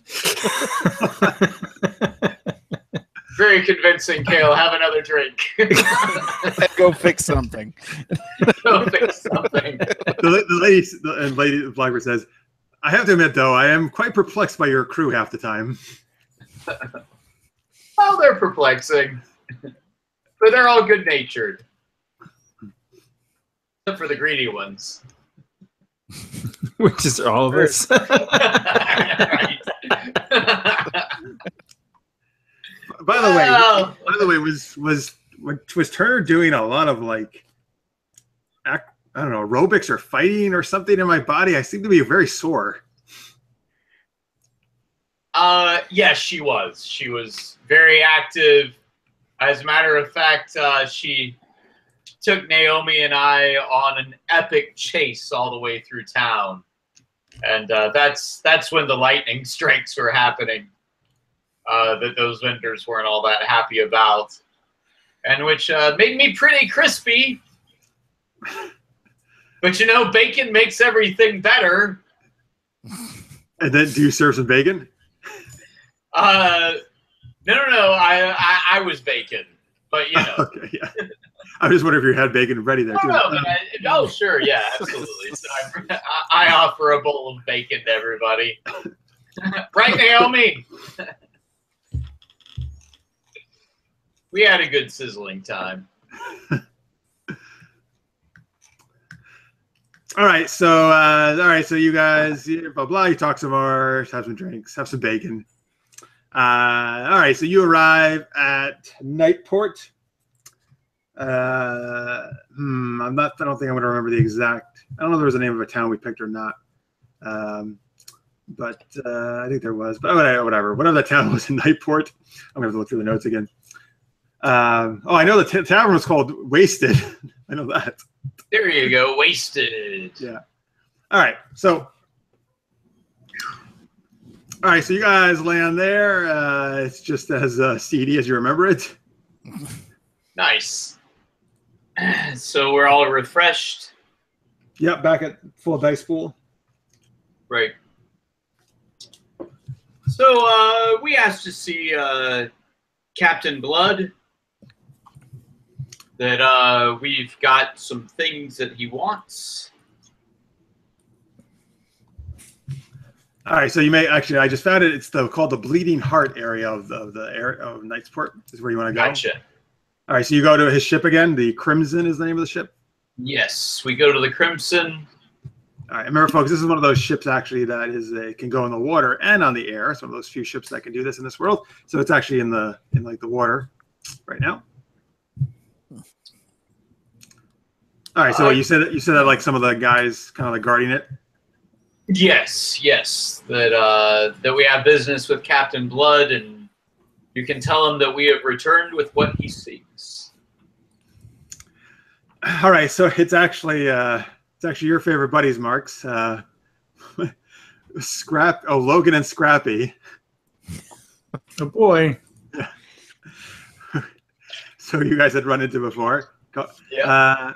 All right, so they go to tell the captain, and then they come back and all right, captain will see you in his cabin. Thank you, mates. And we go ahead and walk in, bringing along the sword and the compass. All right, and Madrick just joined us in the chat. Says hi. Hey, Madrick, thank you for joining us. We're playing Lady Blackbird here. They're about to return some items they found to this Triclops Captain Blood, who's the leader of the pirate band, the Red Sails. All right, who's carrying these items? I'll carry the sword. Who wants to carry the compass? If you want, I can do that. Sure. Go for it. And as we come in, I take a bow to Captain Blood, and I say, Captain Blood, we have returned from quite the adventure. He slowly looks up from like maps he was studying on his desk, and he says, yes, I can see that. You look a little fried there. Oh, yeah. Yep. Well, some of us have been possessed by the ghost crew of Ann Turner's ship. And we even ran into Ann Turner herself. And she was like herself, but she is a ghost now. He strokes his beard. Says, really? So, Turner became a ghost, huh? Yep. Well, I guess she pretty much got what was coming to her. All right. So what happened to her anyway? Did you dispatch of the ghosts? Well, she is in an area where she is of no concern for us. but she's currently helping keep a young child that needs some entertainment company. But she won't be haunting me anymore or my crew, and she shouldn't be haunting you either. But we did find the items that you were seeking. Okay, so his eyes kind of light up a little bit at that. And by the way, in the chat, Magic says, never trust a captain named Blood. Yeah. Or he also says, or anybody named Captain Trustworthy. That's a good name. That is a good name. All right, so he motions for you to put the items on his desk so you can examine them. Well, Captain Blood, I just want to make sure that after all this trouble that we are going to get to know exactly how to get into the Remnants and find Captain Flint. So that is still the bargain, by your word, yes? He says, I always keep my word. The only ones who have to worry about it are ones who doubt my sincerity. I'm sure that's not what you're doing. No, I do not doubt your sincerity, but after some of us have actually had ghosts inside of us and been possessed, it's been a mad, mad adventure, and we just want to make sure that that all of it hasn't been for naught. So I put the sword on the desk and say, well, here is Ann Turner's sword. He takes it and he examines it carefully, like he's looking for something. And then he says, yes, this is indeed her sword. Excellent. Yes. And so I'm wondering, do you have a map that you would be able to give us of the way through the Remnants to Captain Flint? Or are you going to be escorting us there?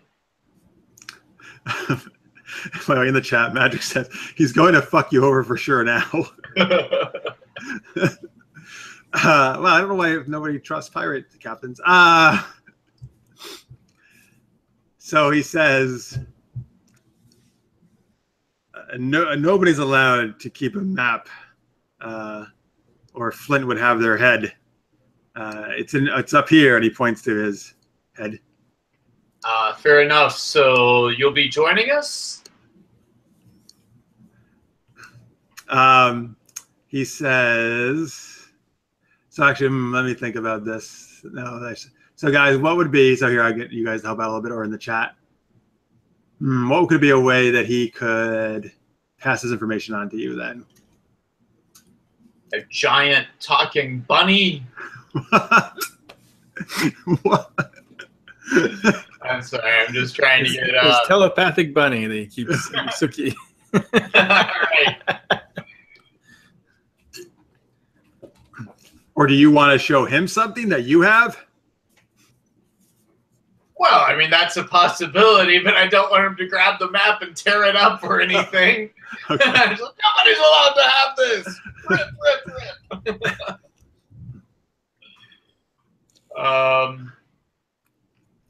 So, I mean... I will be right back. Okay, Okay. Does he have something magical? Or could it be shown, like, in lights? Oh, that's not a bad idea, actually. Maybe it could be some kind of magical item that activates when you get there, and then, but it only works like that. And then after you're through and back, like then it's like it works. No, it doesn't work after that. Like it stops being magical. Could be. That could work. Okay. All right. Cool. Let's see. What could this item? What would this item be or look like? You think? Okay. Anyone have any suggestions out there? No suggestions in the chat so far. You guys have any ideas? Well, I'm thinking it could be something like a hologram of some sort. You know, it could be some kind of cool mechanical, I mean, it could be a mechanical compass that you hold in your hand that has like some kind of holographic projection that opens up as different gears separate, in the middle of it, and it could project up. Yeah, that's really cool. That's a cool idea. And lead us the way, All right, yeah. But so a bunch of people just came back or joined us in the chat here. Chris Hadley is back. Funfire 10 says, I just got here. What's the story? Well, basically, there's a bunch of stuff that happened. Ghost possessions, getting rid of ghost possessions with sorcerers. But now they finally got back to Captain Blood, and they're trying to get him. He's about to reveal to them the secret passage to this area called the Remnants, which is you can't get through in your airship unless you know the secret route.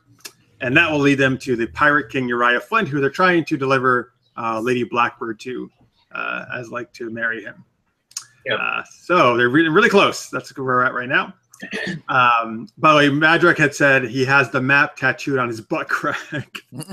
Wow. He just pulls his pants down. And he's just like, now get in there and see what you can find. Yep. Marks the spot. Go for it, Captain. No thanks. He's like, oh, sorry, my lady. I don't want it that badly. Let's put Snargle in there. Go for it, Snargle. Wow. No, Right, let's not have the map be on Captain Blood's taint. So maybe. I'll go. I think with what you were saying. So yeah, maybe the projection too. I mean, this is a little video gamey, but maybe it like actually creates like a pathway that like glides in front of us or something that sort of leads you there. No, that's cool. That's a cool idea. I like that. Yeah. Yeah. Okay, yeah. So let's say he gives you this like, mechanical, steampunky looking sphere or globe, actually, type thing. Okay. Or could be a flying owl, robot owl. Interesting. Steampunk. And you just follow the owl. Yeah. Sure. You say that, Marks. After we already decided on the other thing. I'm sorry. So many ideas. It just took a few minutes longer to, just sitting there silently. For that, why don't you just have a mechanical owl that belongs to the captain land on Kale's shoulder and he starts pecking Kale in the head? And it likes Kale and just enjoys pecking him in the head all the actually, time. I'm looking at my notes here, and Captain Blood does have a parrot named Herbie. So let's say it's a mechanical parrot named Herbie who does land on Kale's shoulder and starts pecking him. Nice. Give me the bird. How? All right. Well, let's see, because we got the other suggestion first. Though both of them are great. Maybe it just says follow the trail. Follow the trail. Let's say he gives you this like sphere thing. It's kind of golden in color, golden brown, and he says, "This will activate once you get to the Remnants and show you the way through. It will only work for one journey there and back, and then it will cease to function. So you cannot give it to anyone else, or you can't sell it." All right. Well, I think that we're only taking but it will give us a round trip way back through, right? Yes, it will get you there one way each. What will you have? 2 journeys, basically. One there, one back. Yeah. All right. Sounds good. I just wanted to make sure it wasn't a one-way ticket. That would be unfortunate. Yes, I doubt you would want to stay there for that long. Right. And I motion, of course, to Naomi and I don't know, Naomi, did you already give him the compass? Here's Ann Turner's compass too. I'm sorry. Yep. I'll go ahead and step forward and give the compass. Yes. So He'll take that. I hope, Captain Blood, that these items give you whatever you're seeking. Yes, they will take a place among my trophies. I hope you guys aren't killed by Flint. Aren't killed or are killed? Aren't. Oh, that's good. Okay, good. And I hope you guys are killed by Flint. Well, screw you too. In the chat, by the way, Magic had also he came up with a cool idea that we could have used. Maybe we'll do this some other time. And he said an eye patch of seeing. That could be kind of cool. That gives you. Yeah. That's really cool. A good suggestion, Magic. I like that. Very All right, nice. you got this. You got the contraption, and he's got his stuff. So back to the ship. And we need Snargle to fly. True. well, Snargle's still there. I mean, yeah. Well, I think Snargle's done with his shower. I 5-hour hope. shower. Snargle, do you have all that grease off? He says, Captain, I think so, Captain, but there's some in between my ass cheeks I can't get. Can you help me? No! Nobody can help you, Snargle. All right. All right, so back to the ship. Sure, back to the ship. All right. Okay. All right, so you guys plotting a course for the Remnants? Yes, plotting a course for the Remnants, and of course, keeping the map out that Ann Turner had drawn to, and seeing if it matches up as we go along through the Remnants. And I don't think that we're going to be speeding through or anything unless something comes at us. Well, it's all right. So I'm assuming you're going to tell Snargle to take it nice and easy. Yeah, take it easy. And Kale, you still have that that beacon, or can you create another beacon that could be a distraction for the sky squid, just in case we encounter any of those? I can create a new one. I think we burned out the old one. All right. Yeah, if you could have one of those handy, just in case we have another encounter. Although what you've heard is that the Remnants are pretty much free of sky squids because of all the debris and stuff in there. It's very difficult for them to navigate. Okay. Well, maybe don't worry about it. Didn't you hear about that? Jeez. Kale knows everything. Right. Particularly a minute or so after it's late. Right. All right, that's true, Kale. That's very true. I have heard those tales. I guess I just wasn't thinking. Maybe some anxiety about meeting this infamous Captain Flint. All right, so you guys approach. So you reach the beginning of the Remnants, like the edge of them. What's it called? Remnants again? Remnants. The Remnants. Okay. The Remnants. Like, the remains, I guess, or something. Yeah. So, and that's what it is actually, folks. It's like the remains of basically these kind of worlds that have, I guess, imploded or exploded or something. So there's all this, like kind of, floating rocks and other debris and stuff. And it's like a kind of a maelstrom of all that stuff. It's actually quite impressive to look at. You would definitely not ever want to try to fly through there without knowing this route, because you pretty much guarantee your ship's going to be torn to shreds. Yeah. All right, so you're there. You're going to activate this device that Blood gave you. Yes, and also have the map out from Ann Turner, and while we're getting this all set up, I say to Lady Blackbird, my lady, your safety and your welfare is my top priority. Of course, I know it's Naomi's too. And I know you haven't seen Captain Flint, in many, many years. And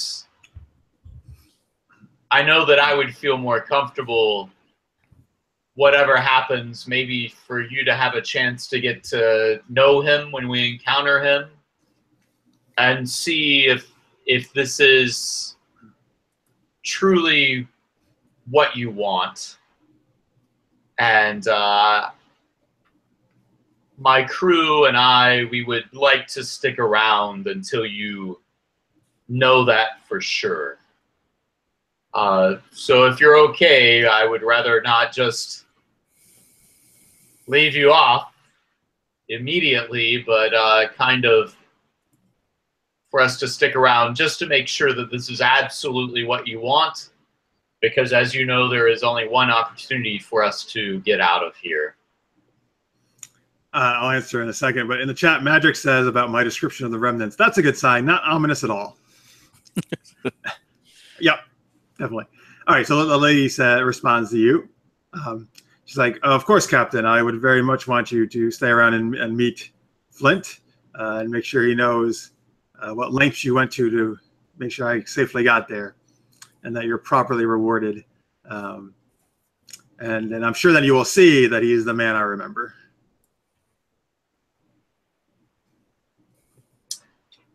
I hear that, and I just want to make sure, my lady.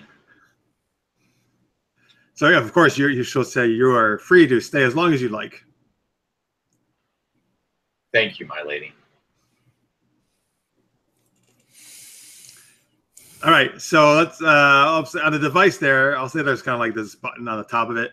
You press it down, and it activates. Magic says, second star to the right, straight on till morning. Wow. What is that? What is that? Is it Peter Pan, or what is that from? Yeah, that's Peter Pan. Who says it, though? Is it Pan, or? Yeah. It's the directions of how to get to Neverland. Neverland? Okay, all right. Yeah. People are always quoting that. Okay, so, all right, yeah, so you activate this thing, and, well, basically, you're going to actually have to, I guess, open the door and let it float out in front of you. That's the idea, right? Sure.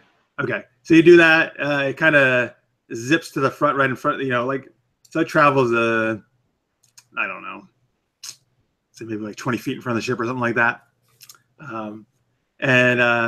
Yeah, and you can see illuminated, like a little path almost in a way. Yeah. Kind of zigzagging all around. That you definitely would not have been able to see without this thing. Like to know it's there, particularly because the way, actually the path is not always the same, though. It does slightly keep changing because all the debris is also moving around. So What that means is you not only have to follow the path, you have to get the timing right. Right. Okay. I say, Snargle, we are relying on you. And if you do a good job, I'll get you a woman back at the octopus's garden that's going to rock your butt crack.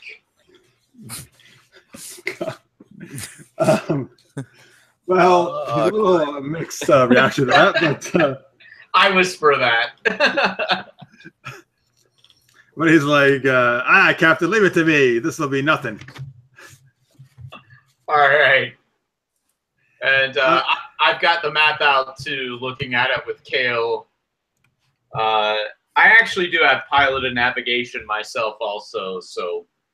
Oh, you do? I do not. You do not. Okay. Well, as soon as you like look at me and you're like, Captain, I don't know anything about no navigating, I just kind of gently push you aside and be like, well, just make sure the engines are running well. I'm a mechanic, not a pilot. All right. Well, I'm trying to think. I mean, really, Snargle obviously would be the good person to roll here. Yeah, I mean, he's the great pilot, so I don't know. Why don't Cyrus, you do a roll too to kind of help out with the navigating? Okay. So let me see. Let me see what Snargle has here. And Snargle, by the way, is played folks by Nate usually, but he lost his power, so he was only there at the very beginning of today's show. All right, so let's see here for Snargle. Let's get the pilot. This is interesting. So you guys got to maybe tell me what you think here. I guess this would be daring for sure, right? Yeah, I would say so. Definitely steady. Steady's very good. Yep. Maneuvering. Yep, he wants to maneuver. Evasion, tricky flying. Yeah. I guess all these really apply. Navigation. Oh yeah. Oh yeah, for sure. 1, 2, 3, 4, 5, 6, 7, 8. Oh boy, he's got 8. Oh great. I don't think I need to help. Good when you specialize. Yeah. Just roll yours anyway. It's not. Don't worry. You don't have to. Okay. You don't want So I've actually got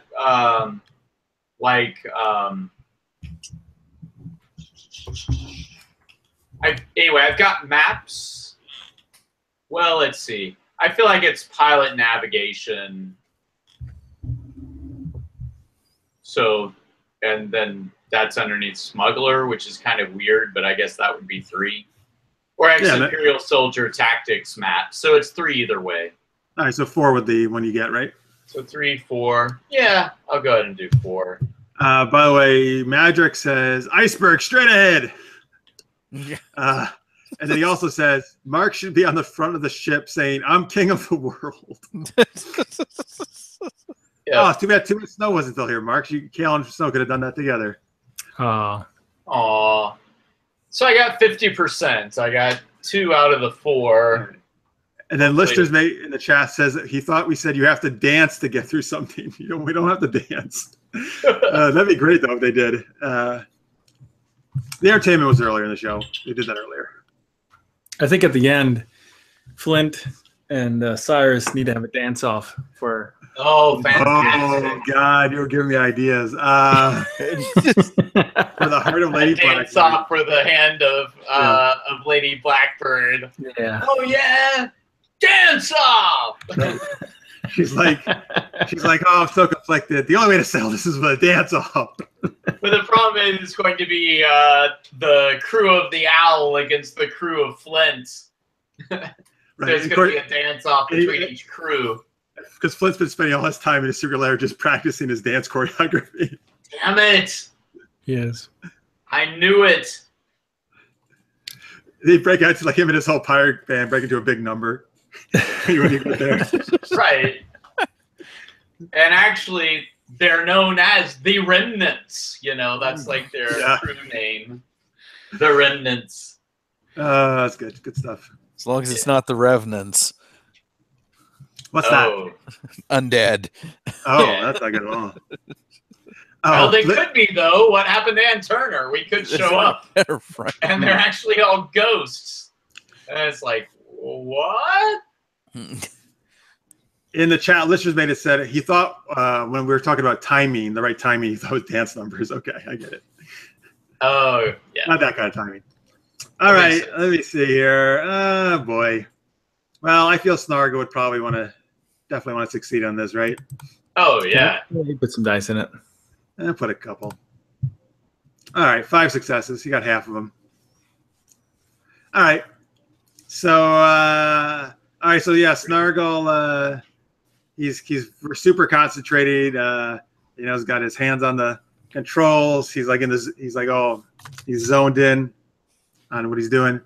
Yep. Thank you, Mark, for that demonstration of how he's flying. Your hand is a great ship. Right? Picture it, folks. Just picture it. We don't need CG or anything. Do it again, Marks. I missed it. What were you doing? Let me put you on the big screen, Marks. Oh, you are on the big screen. That's right. Oh, wow. That's amazing. I know, right? It's amazing, right. Isn't it? Impressive. You've got the move. Oh, wow. No way! It's close Watch call. out for that diamond planet! Wow. It's like crystallized water. All right. So, Snargle launches in. So he eases into the Remnants. And he actually can't go super slow because of the timing he has to match with this path here.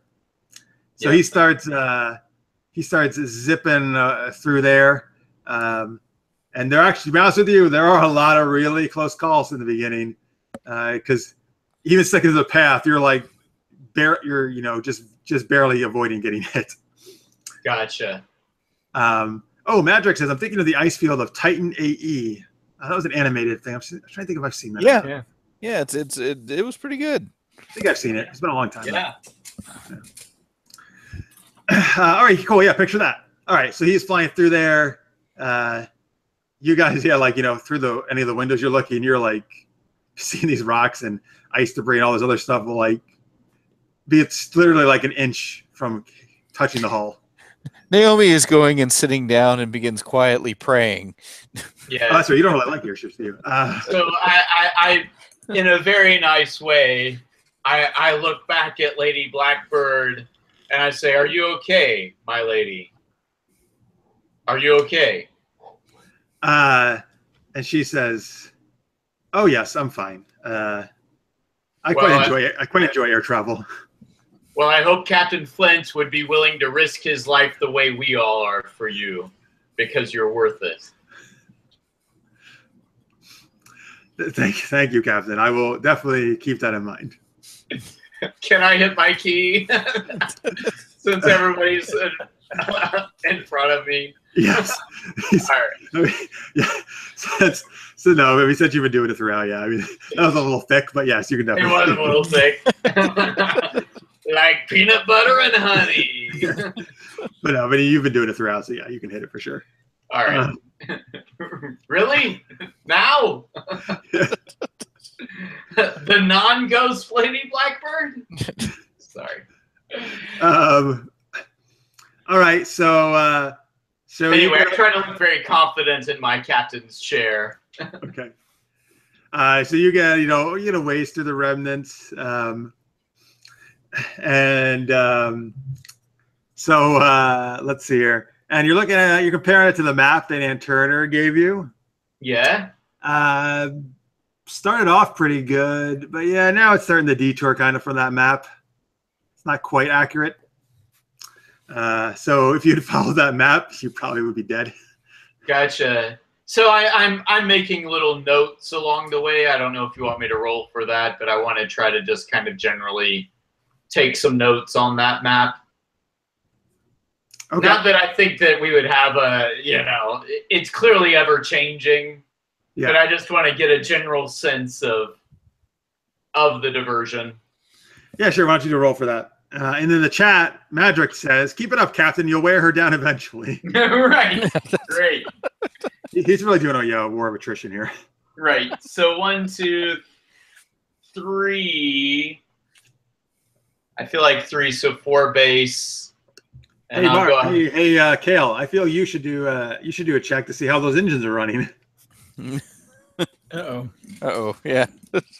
I'll go ahead and do 5. And look, see not that this is a ship that ever breaks down or anything. You can't hold a ship together with duct tape. Oh well, I'm just drawing a map, so it's clearly very shitty. Yeah, this map is probably not going to be of much use to anyone. Yeah. All right. Oh, good job. Lady Blackbird actually looks at the map and says, were you trying to draw like animals or something?" Yes, very observant, because this is kind of reminding me of a tiger. The outline of a tiger. And I look up sheepishly at her and I say, "No, I'm just really lousy at drawing maps. I'm sorry, my lady. I was doing my best." Clearly not a very good job. She says, "Oh, I was actually going to compliment you on your tiger drawing, but okay." Oh. Well, thanks. And I draw a little tiger in the corner, and I'd be like that? She says, the other one was better." Oh, okay, great. So Matrix asked, was it a butt crack map? Probably just as good as that, yeah. Probably. This map is ass. All right. Nice. Also, Lister's Mate says, "By the way, everyone needs to go vote for Jen Nangle in a contest that she's in. If she wins, she'll be the Northern Lights Film Festival very first Scream Queen. Jen Nangle is actually a friend of ours, super geeked up. She's been on our show a couple times, so I will highly support that. She's a web series creator, actress. So listeners may feel free to throw that in the chat. I know it won't well, never mind. I won't let you do that. Feel free to whatever. I know you've already shared it. We can get that out there. Or if you send it to me, you can tweet the link at #SGU. Yeah, actually, just tweet at Super Geeked Up. Good idea, Marks. And then I can copy and paste it into this chat. Yeah, great. All right, good intelligence roll there. Anyway, what? So you got a 5, right? Yep. That's very good. Okay, so all right, so that map was shit. But however, you've Kale, you've got those engines purring along real nicely. Oh yeah. Very cool.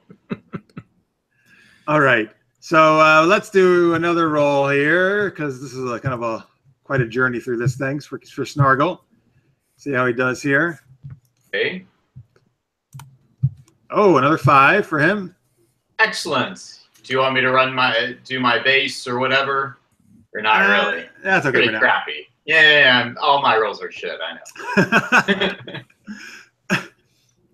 know. Okay, so all right, so Snargle keeps making his way through there. A lot of other close calls, but he seems, he's living up to his reputation as quite the amazing pilot. And this is why we keep him around. I was just going to say that. Now you know why you put up with him. For times like these. All right. Anyway, it is quite it's actually quite a nice view, though. If you're not so petrified of being smashed into a million pieces, it's a nice view anyway. Thus praying. Yeah. Right. I don't think Naomi's seen anything. I think she has her eyes closed. Yes. All right, and let's do one last roll for Snargle. See if we can make it through the last Snargle. bit of this remnant. You can do it. Oh wow, 7. Yes. Wow. Look at Snargle go, man.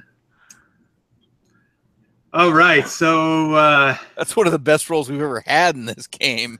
Yeah, it really is. All right, so at one point, these two huge pieces of rock look like they're gonna come and smash you guys from both sides, but he just does his amazing barrel roll type maneuver, and he just zips right through them as they smash into each other. He keeps zipping around there, and then he makes it. You're clear of the remnants. Wow. We have to keep him around as pilot. I love this. By the way, I love the praise Snargle's getting. Wow, we have to keep him around. Nobody's cheering or yelling. No. I clap Snargle on the back and I say, "Well done, well done," and I clap for him. All right, he's like, yeah, thank you, Captain. Naomi's still in the back praying. Having no idea. Lady Blackbird won't sit beside you and take your hand and say, "It's okay now, we're through." Really? She's like, "Yes, I promise." The guy, Snargle actually did his job for once. We're fine. I dislike having no control over what's going to happen. She says, "I understand." It's like being possessed by a ghost. Oh. And I just say, Snargle's the best damn pilot in the entire Wild Blue. He gets up and says, "I'll drink to that." And then you notice he had a drink with him. Whatever helps you through it. Magic says the promise of octopus women gave him the determination to succeed. Yes. No, they're not actually octopus women. It's just the octopus garden is the name of it. But maybe there's women with multiple arms. No. I'm going to get him an octopus woman there, too. Okay.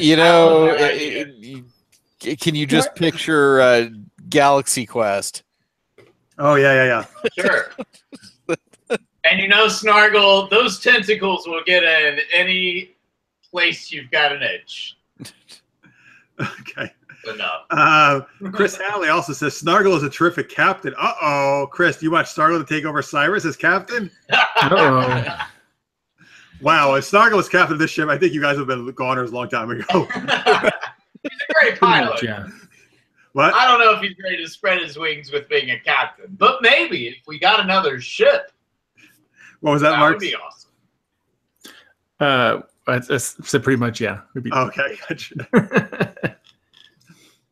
another ship. Sounds like segregation to me. What? Just Oh, he's not saying all the goblins have to go on this ship. He's just saying Snargle would be the captain of it. All There right. you go. just Anyway, teasing, just teasing. Yeah, I know. All right. So, all right. So you make it through, and then you see this world up ahead of you, and Chris. Yes, Chris says the chest says, well, he can captain his own ship. Then, all right, there you go. All right.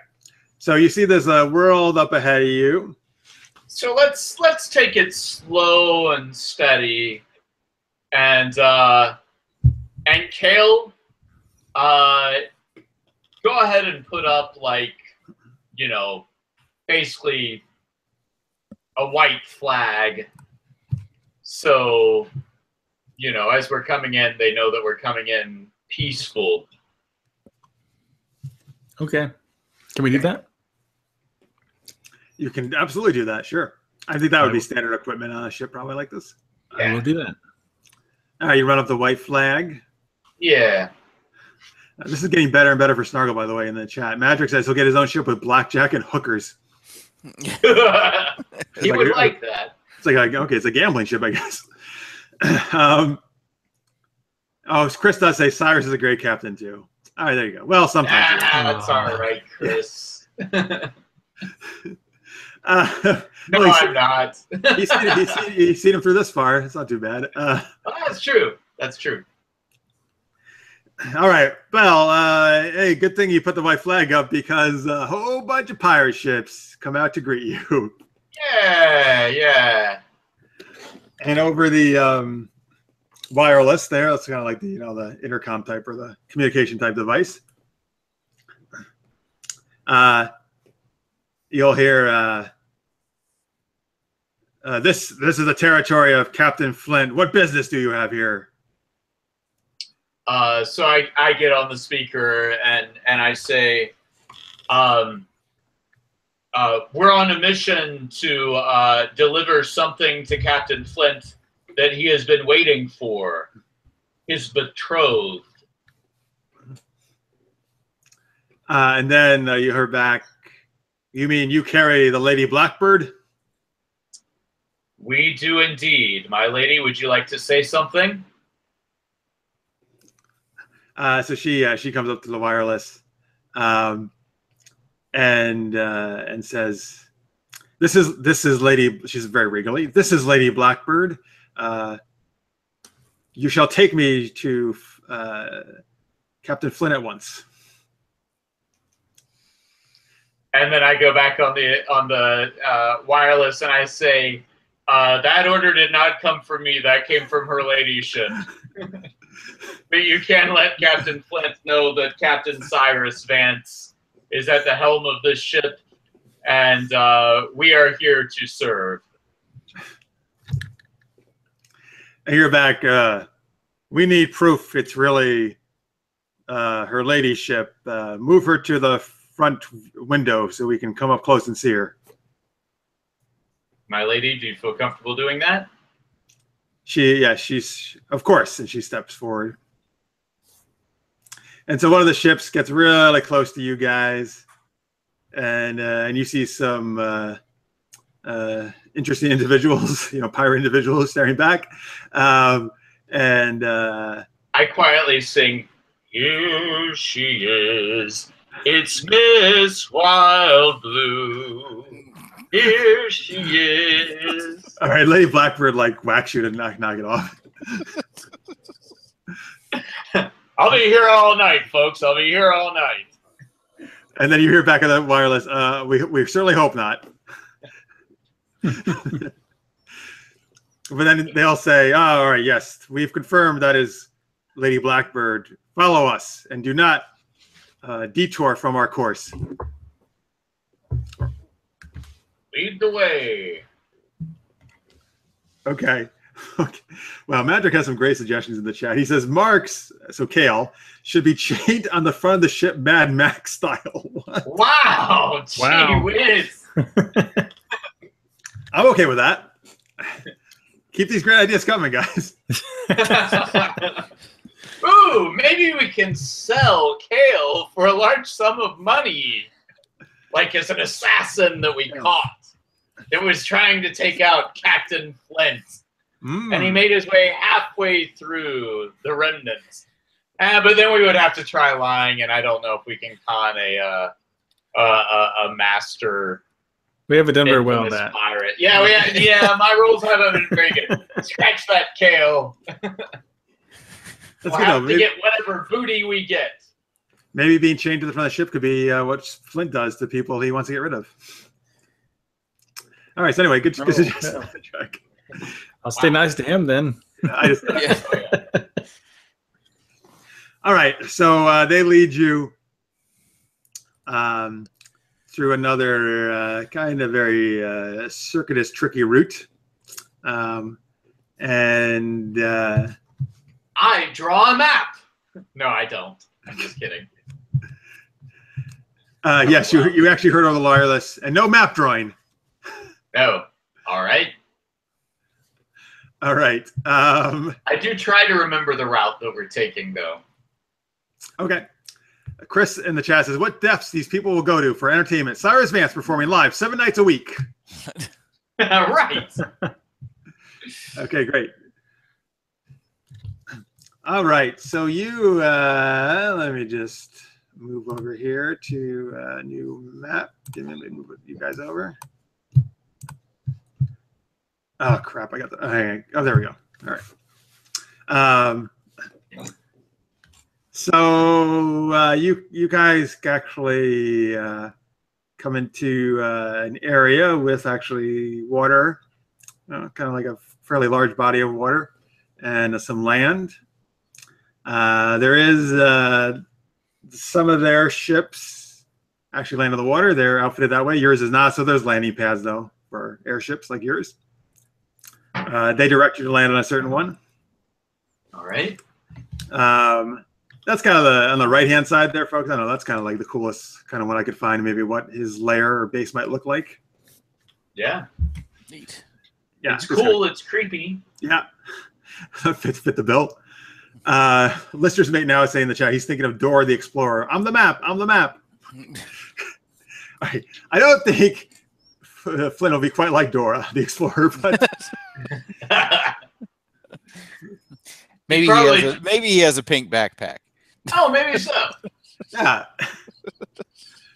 And he just likes finding things. All right, so you guys are disembarked from the ship? Yes, disembarked from the ship. All right, let's come up with what's a name for kind of this guy who's been talking to you on the wireless, this pirate who's under Flint. Any ideas? Have any names been suggested by the chat? Well, I haven't really asked them, but you guys chat. You can start doing that now. That's a good idea. But if you guys have any, feel free to throw them out. Inspired by Game of Thrones, Dick On. Dick On? Yeah, that's a character in Game of Thrones. His name is Dick On? Uh-huh. That's a terrible name. Why did they call him that? I have no idea. Oh, sorry, that's just a really strange name for them to give somebody. Right. I can think of a character that could use some glue to put that on. Yes, in our D&D game. Well, Dick On is an interesting name. You know what? I'm going to go. As wonderful as that name is, thank you for the suggestion. It could be just Dick, short for Richard. Yeah, I'm gonna go for Mad Jack in the chat and use Slappy. Slappy. Okay. Sounds good. Slappy. It could be just a whole name. Dick on Slappy. Oh, that's even worse. Oh god, it's like the worst images now.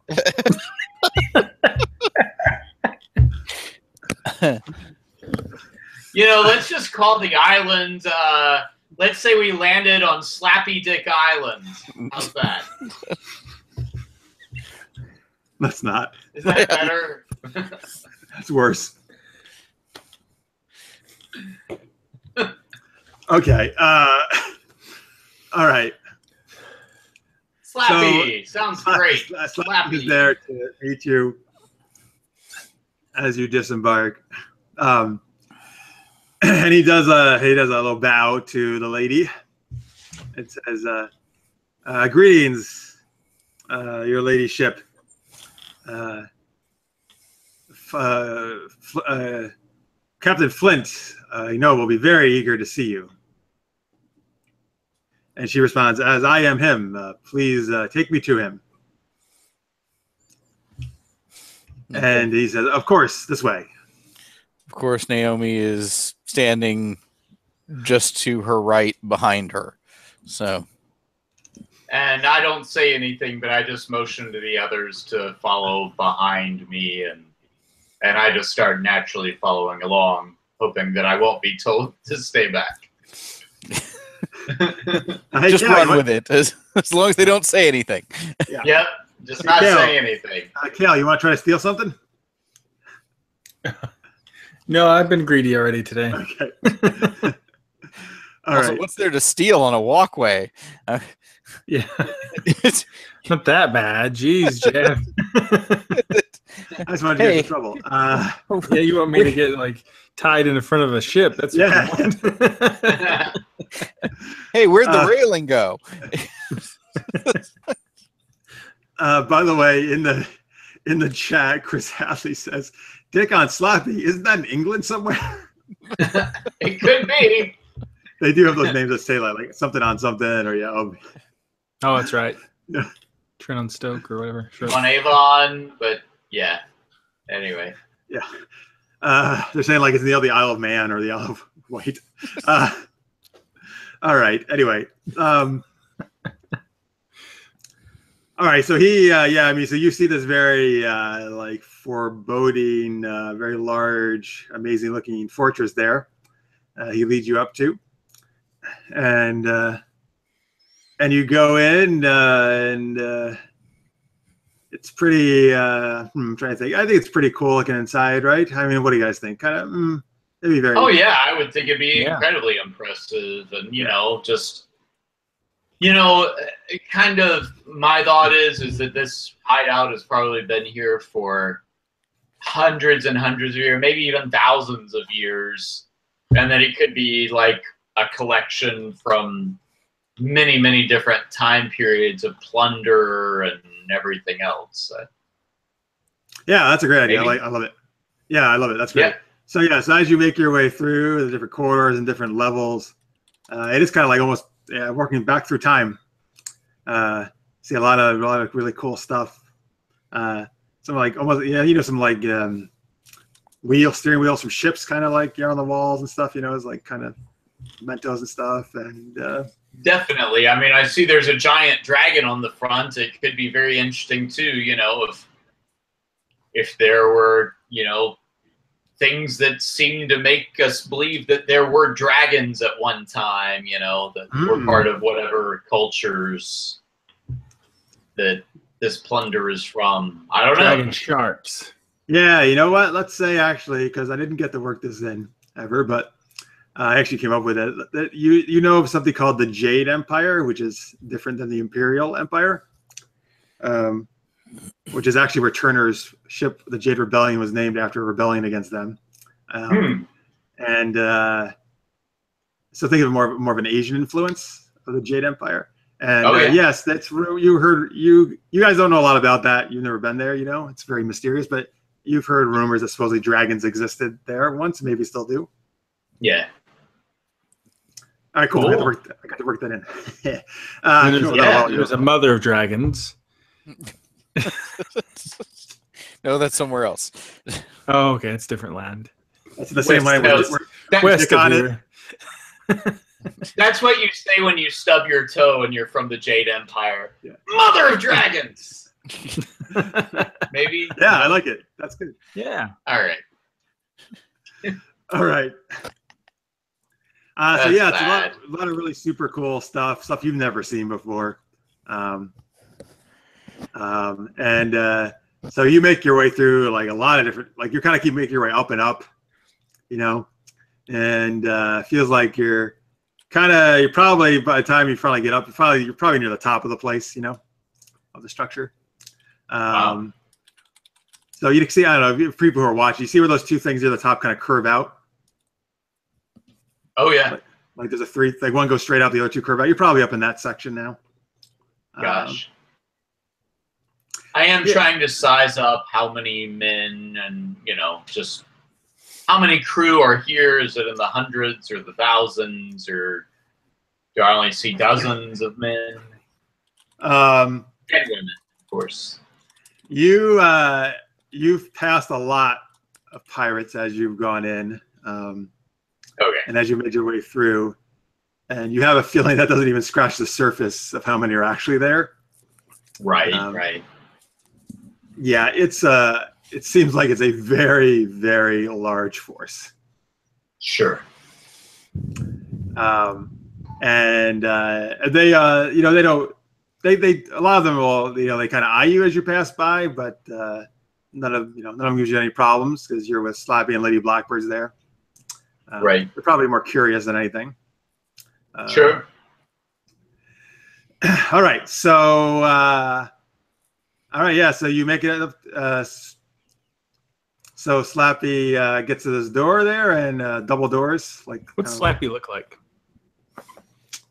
Okay. Yeah. What do you think he looks like? Bumbling old Mr. Smee. Mr. Smee. Who's Mr. Smee? Hooks. I know. Like from the movie Hook, you're thinking of that one? I'm thinking of like more along the lines of the Disney Smee. Oh, okay. He was kind of a round face, right? And yeah. What do you guys think? You like that? Sure. I'm good with that. Sure. The reason he's on the radio is that's about what he can do. Okay. Without screwing it up. Okay. But everybody knows him, you know, he's definitely got his place. Yeah. And the captain likes him. All right. So let's folks, yeah, we're gonna wrap up here in just a few minutes, but let's see what happens here when we go into this room. Let's see if everybody dies. I'm just kidding. What? No, I'm totally kidding. So Kale, I feel really refreshed in this walk. Get out of here.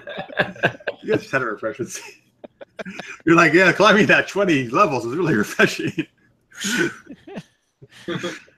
All right, so so Slappy says, this is the captain's throne room. Make sure to treat him with the proper respect. And does the captain have a name that he prefers to be called, or a certain way he likes to be addressed? He says he is fine with Captain Flint. but he really prefers Captain Honeytoes.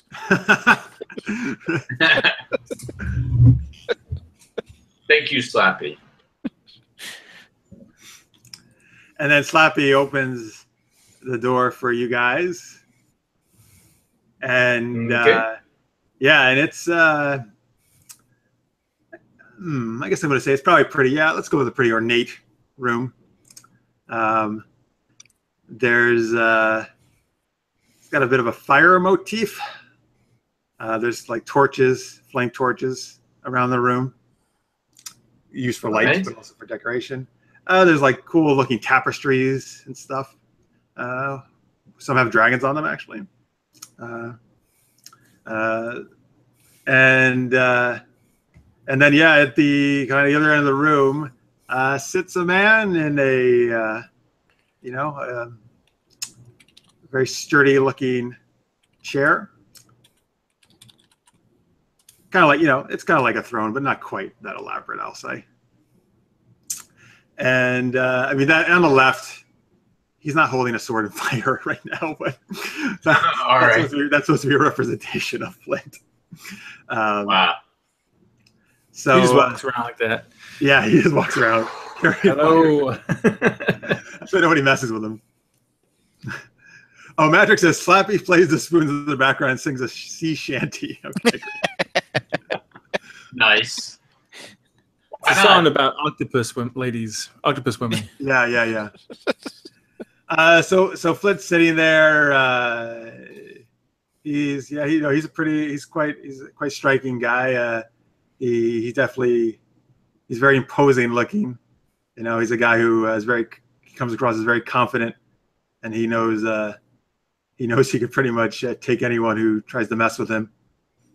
And he does have a patch over his one eye. I like the picture there. We'll go with that. His longer hair like that, out to his shoulders. And as he sees Lady Blackbird, he gets up and says, "Natasha." And that's, by the way, folks, that's actually her real name. I know we never use it, but that is her first name.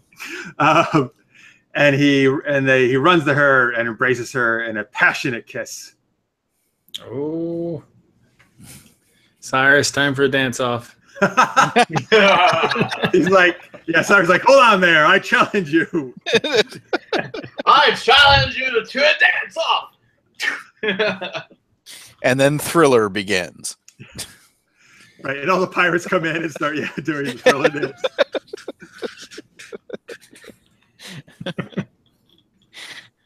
All right. So are we ending there? I think, you know what? I think we will end there. Yes, I think that's a good spot. I think so, because otherwise we get into maybe a longer conversation. Yeah, we'll save that for next time. Or us being thrown into the dungeon.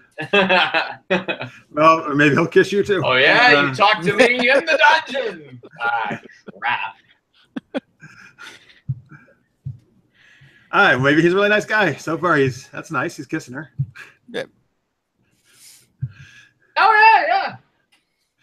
Not like he tried to kill you guys or anything. Right. Yeah. Hey, that's a nice start to not have the blades coming out at the first meeting. Yeah. Cool. All right. So there we go. We finally meet the infamous Uriah Flint. All right, folks. Hope you enjoyed that episode. So it's possible the next time we do this show, Lady Blackbird, actually be a dance off. That actually may be possible as well. We'll see. We'll see what maybe happens. It'll be a dance off. Maybe Kale will be chained to a ship, the front of a ship. Maybe everyone will just make out with each other. What? Yeah. I don't know. What? I don't know what's gonna happen.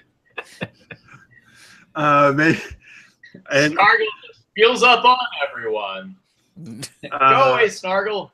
And it's what I'm really going to say, though, is possible we may actually wrap up this current adventure. We'll see, though. Yeah. We'll see what happens. All right. Maybe it'll be like a scene from The Graduates, and I don't know. Maybe Captain Flint will show us true colors as the wedding is approaching, and I'll talk Lady Blackbird into abandoning the wedding and running off with me. Maybe. And they'll be like, "Oh, there are 2,000 pirates after us. Good luck." Yes. Oh, good. Now we have a whole new adventure. Right. Running away. Right. All right. So thank you very much for watching, folks. We always really appreciate it. Madrag, listener mate Chris, who I'm trying to think, Red Bearded Gamer was here earlier. Dazzle from Australia was watching. Always appreciate you guys. Jelly Duck at the very beginning was here. And if you're watching in post, of course, we love that too. You can always tweet us at Super Geeked Up your thoughts if you're watching in post or what you want to see. And thanks, folks, for doing that Mad Lib stuff at the beginning. That actually turned out to be pretty fun. If you missed it, folks, people in the chat were putting in random words, and I had to work them into the story somehow. Or Oh, Madrak says, I like this a lot. He says there should next week or next time should be a milk drinking challenge. Well, if you don't know, folks, milk is my favorite beverage. I drink it all the time. I would totally be down with that for that. Because I would totally win any milk drinking challenge. Maybe I'll have you guys do that. Got any skills to help with that, Cyrus? Yeah. Lactose tolerance. I am not lactose intolerant. I can at least drink milk. So there you go. Excellent. Snargle's like, no, the bane of my existence. Right. Remember, folks, we're doing Super Geeked Up this Wednesday night, 11 p.m. Eastern, 8 p.m. Pacific. That's a show we chat geeky with cat. Okay, we sometimes we have cats on the show because my cat's in the background sometimes, but we chat geeky topics and play geek themed improv games. So it's a lot of fun. We use your comments, of course, as well to do some of the games. This week is a cosplay themed episode, so we're gonna have a few different cosplayers on the show. And we have Blair Beveridge as our guest co-host, and I'll be in Atlanta getting ready for Dragon Con to do that.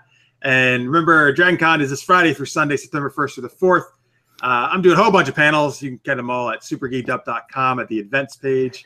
You can check all my schedule out there, or just check out the Dragon Con app. But again, I will be doing Super Geeked Up live there, Saturday, 8:30 p.m. at the Hilton, and Galleria 6 is the location for that. So if you can join us for all that stuff. And just come, seriously, just come. If you're at any of those, definitely come up, please, and say hi. And I definitely love meeting people in person. Particularly when I've only chatted with them online, it's nice to actually see people and the faces and everything. Challenge Jeff to dance off. Got it. You know, fuck, man, that's gonna happen. So we do that. Someone bring Dance Dance Revolution. Oh boy, great. All right. I'm trying to look and see what skills I would have. For a dance-off or for... Yeah, for a dance-off. If you challenge me to a milk drinking contest, I'll definitely do it at Dragon Con. I don't know. All right, well, you got to get a couple weeks to figure it out. Yeah. Everybody uses their XP to take a dance skill now.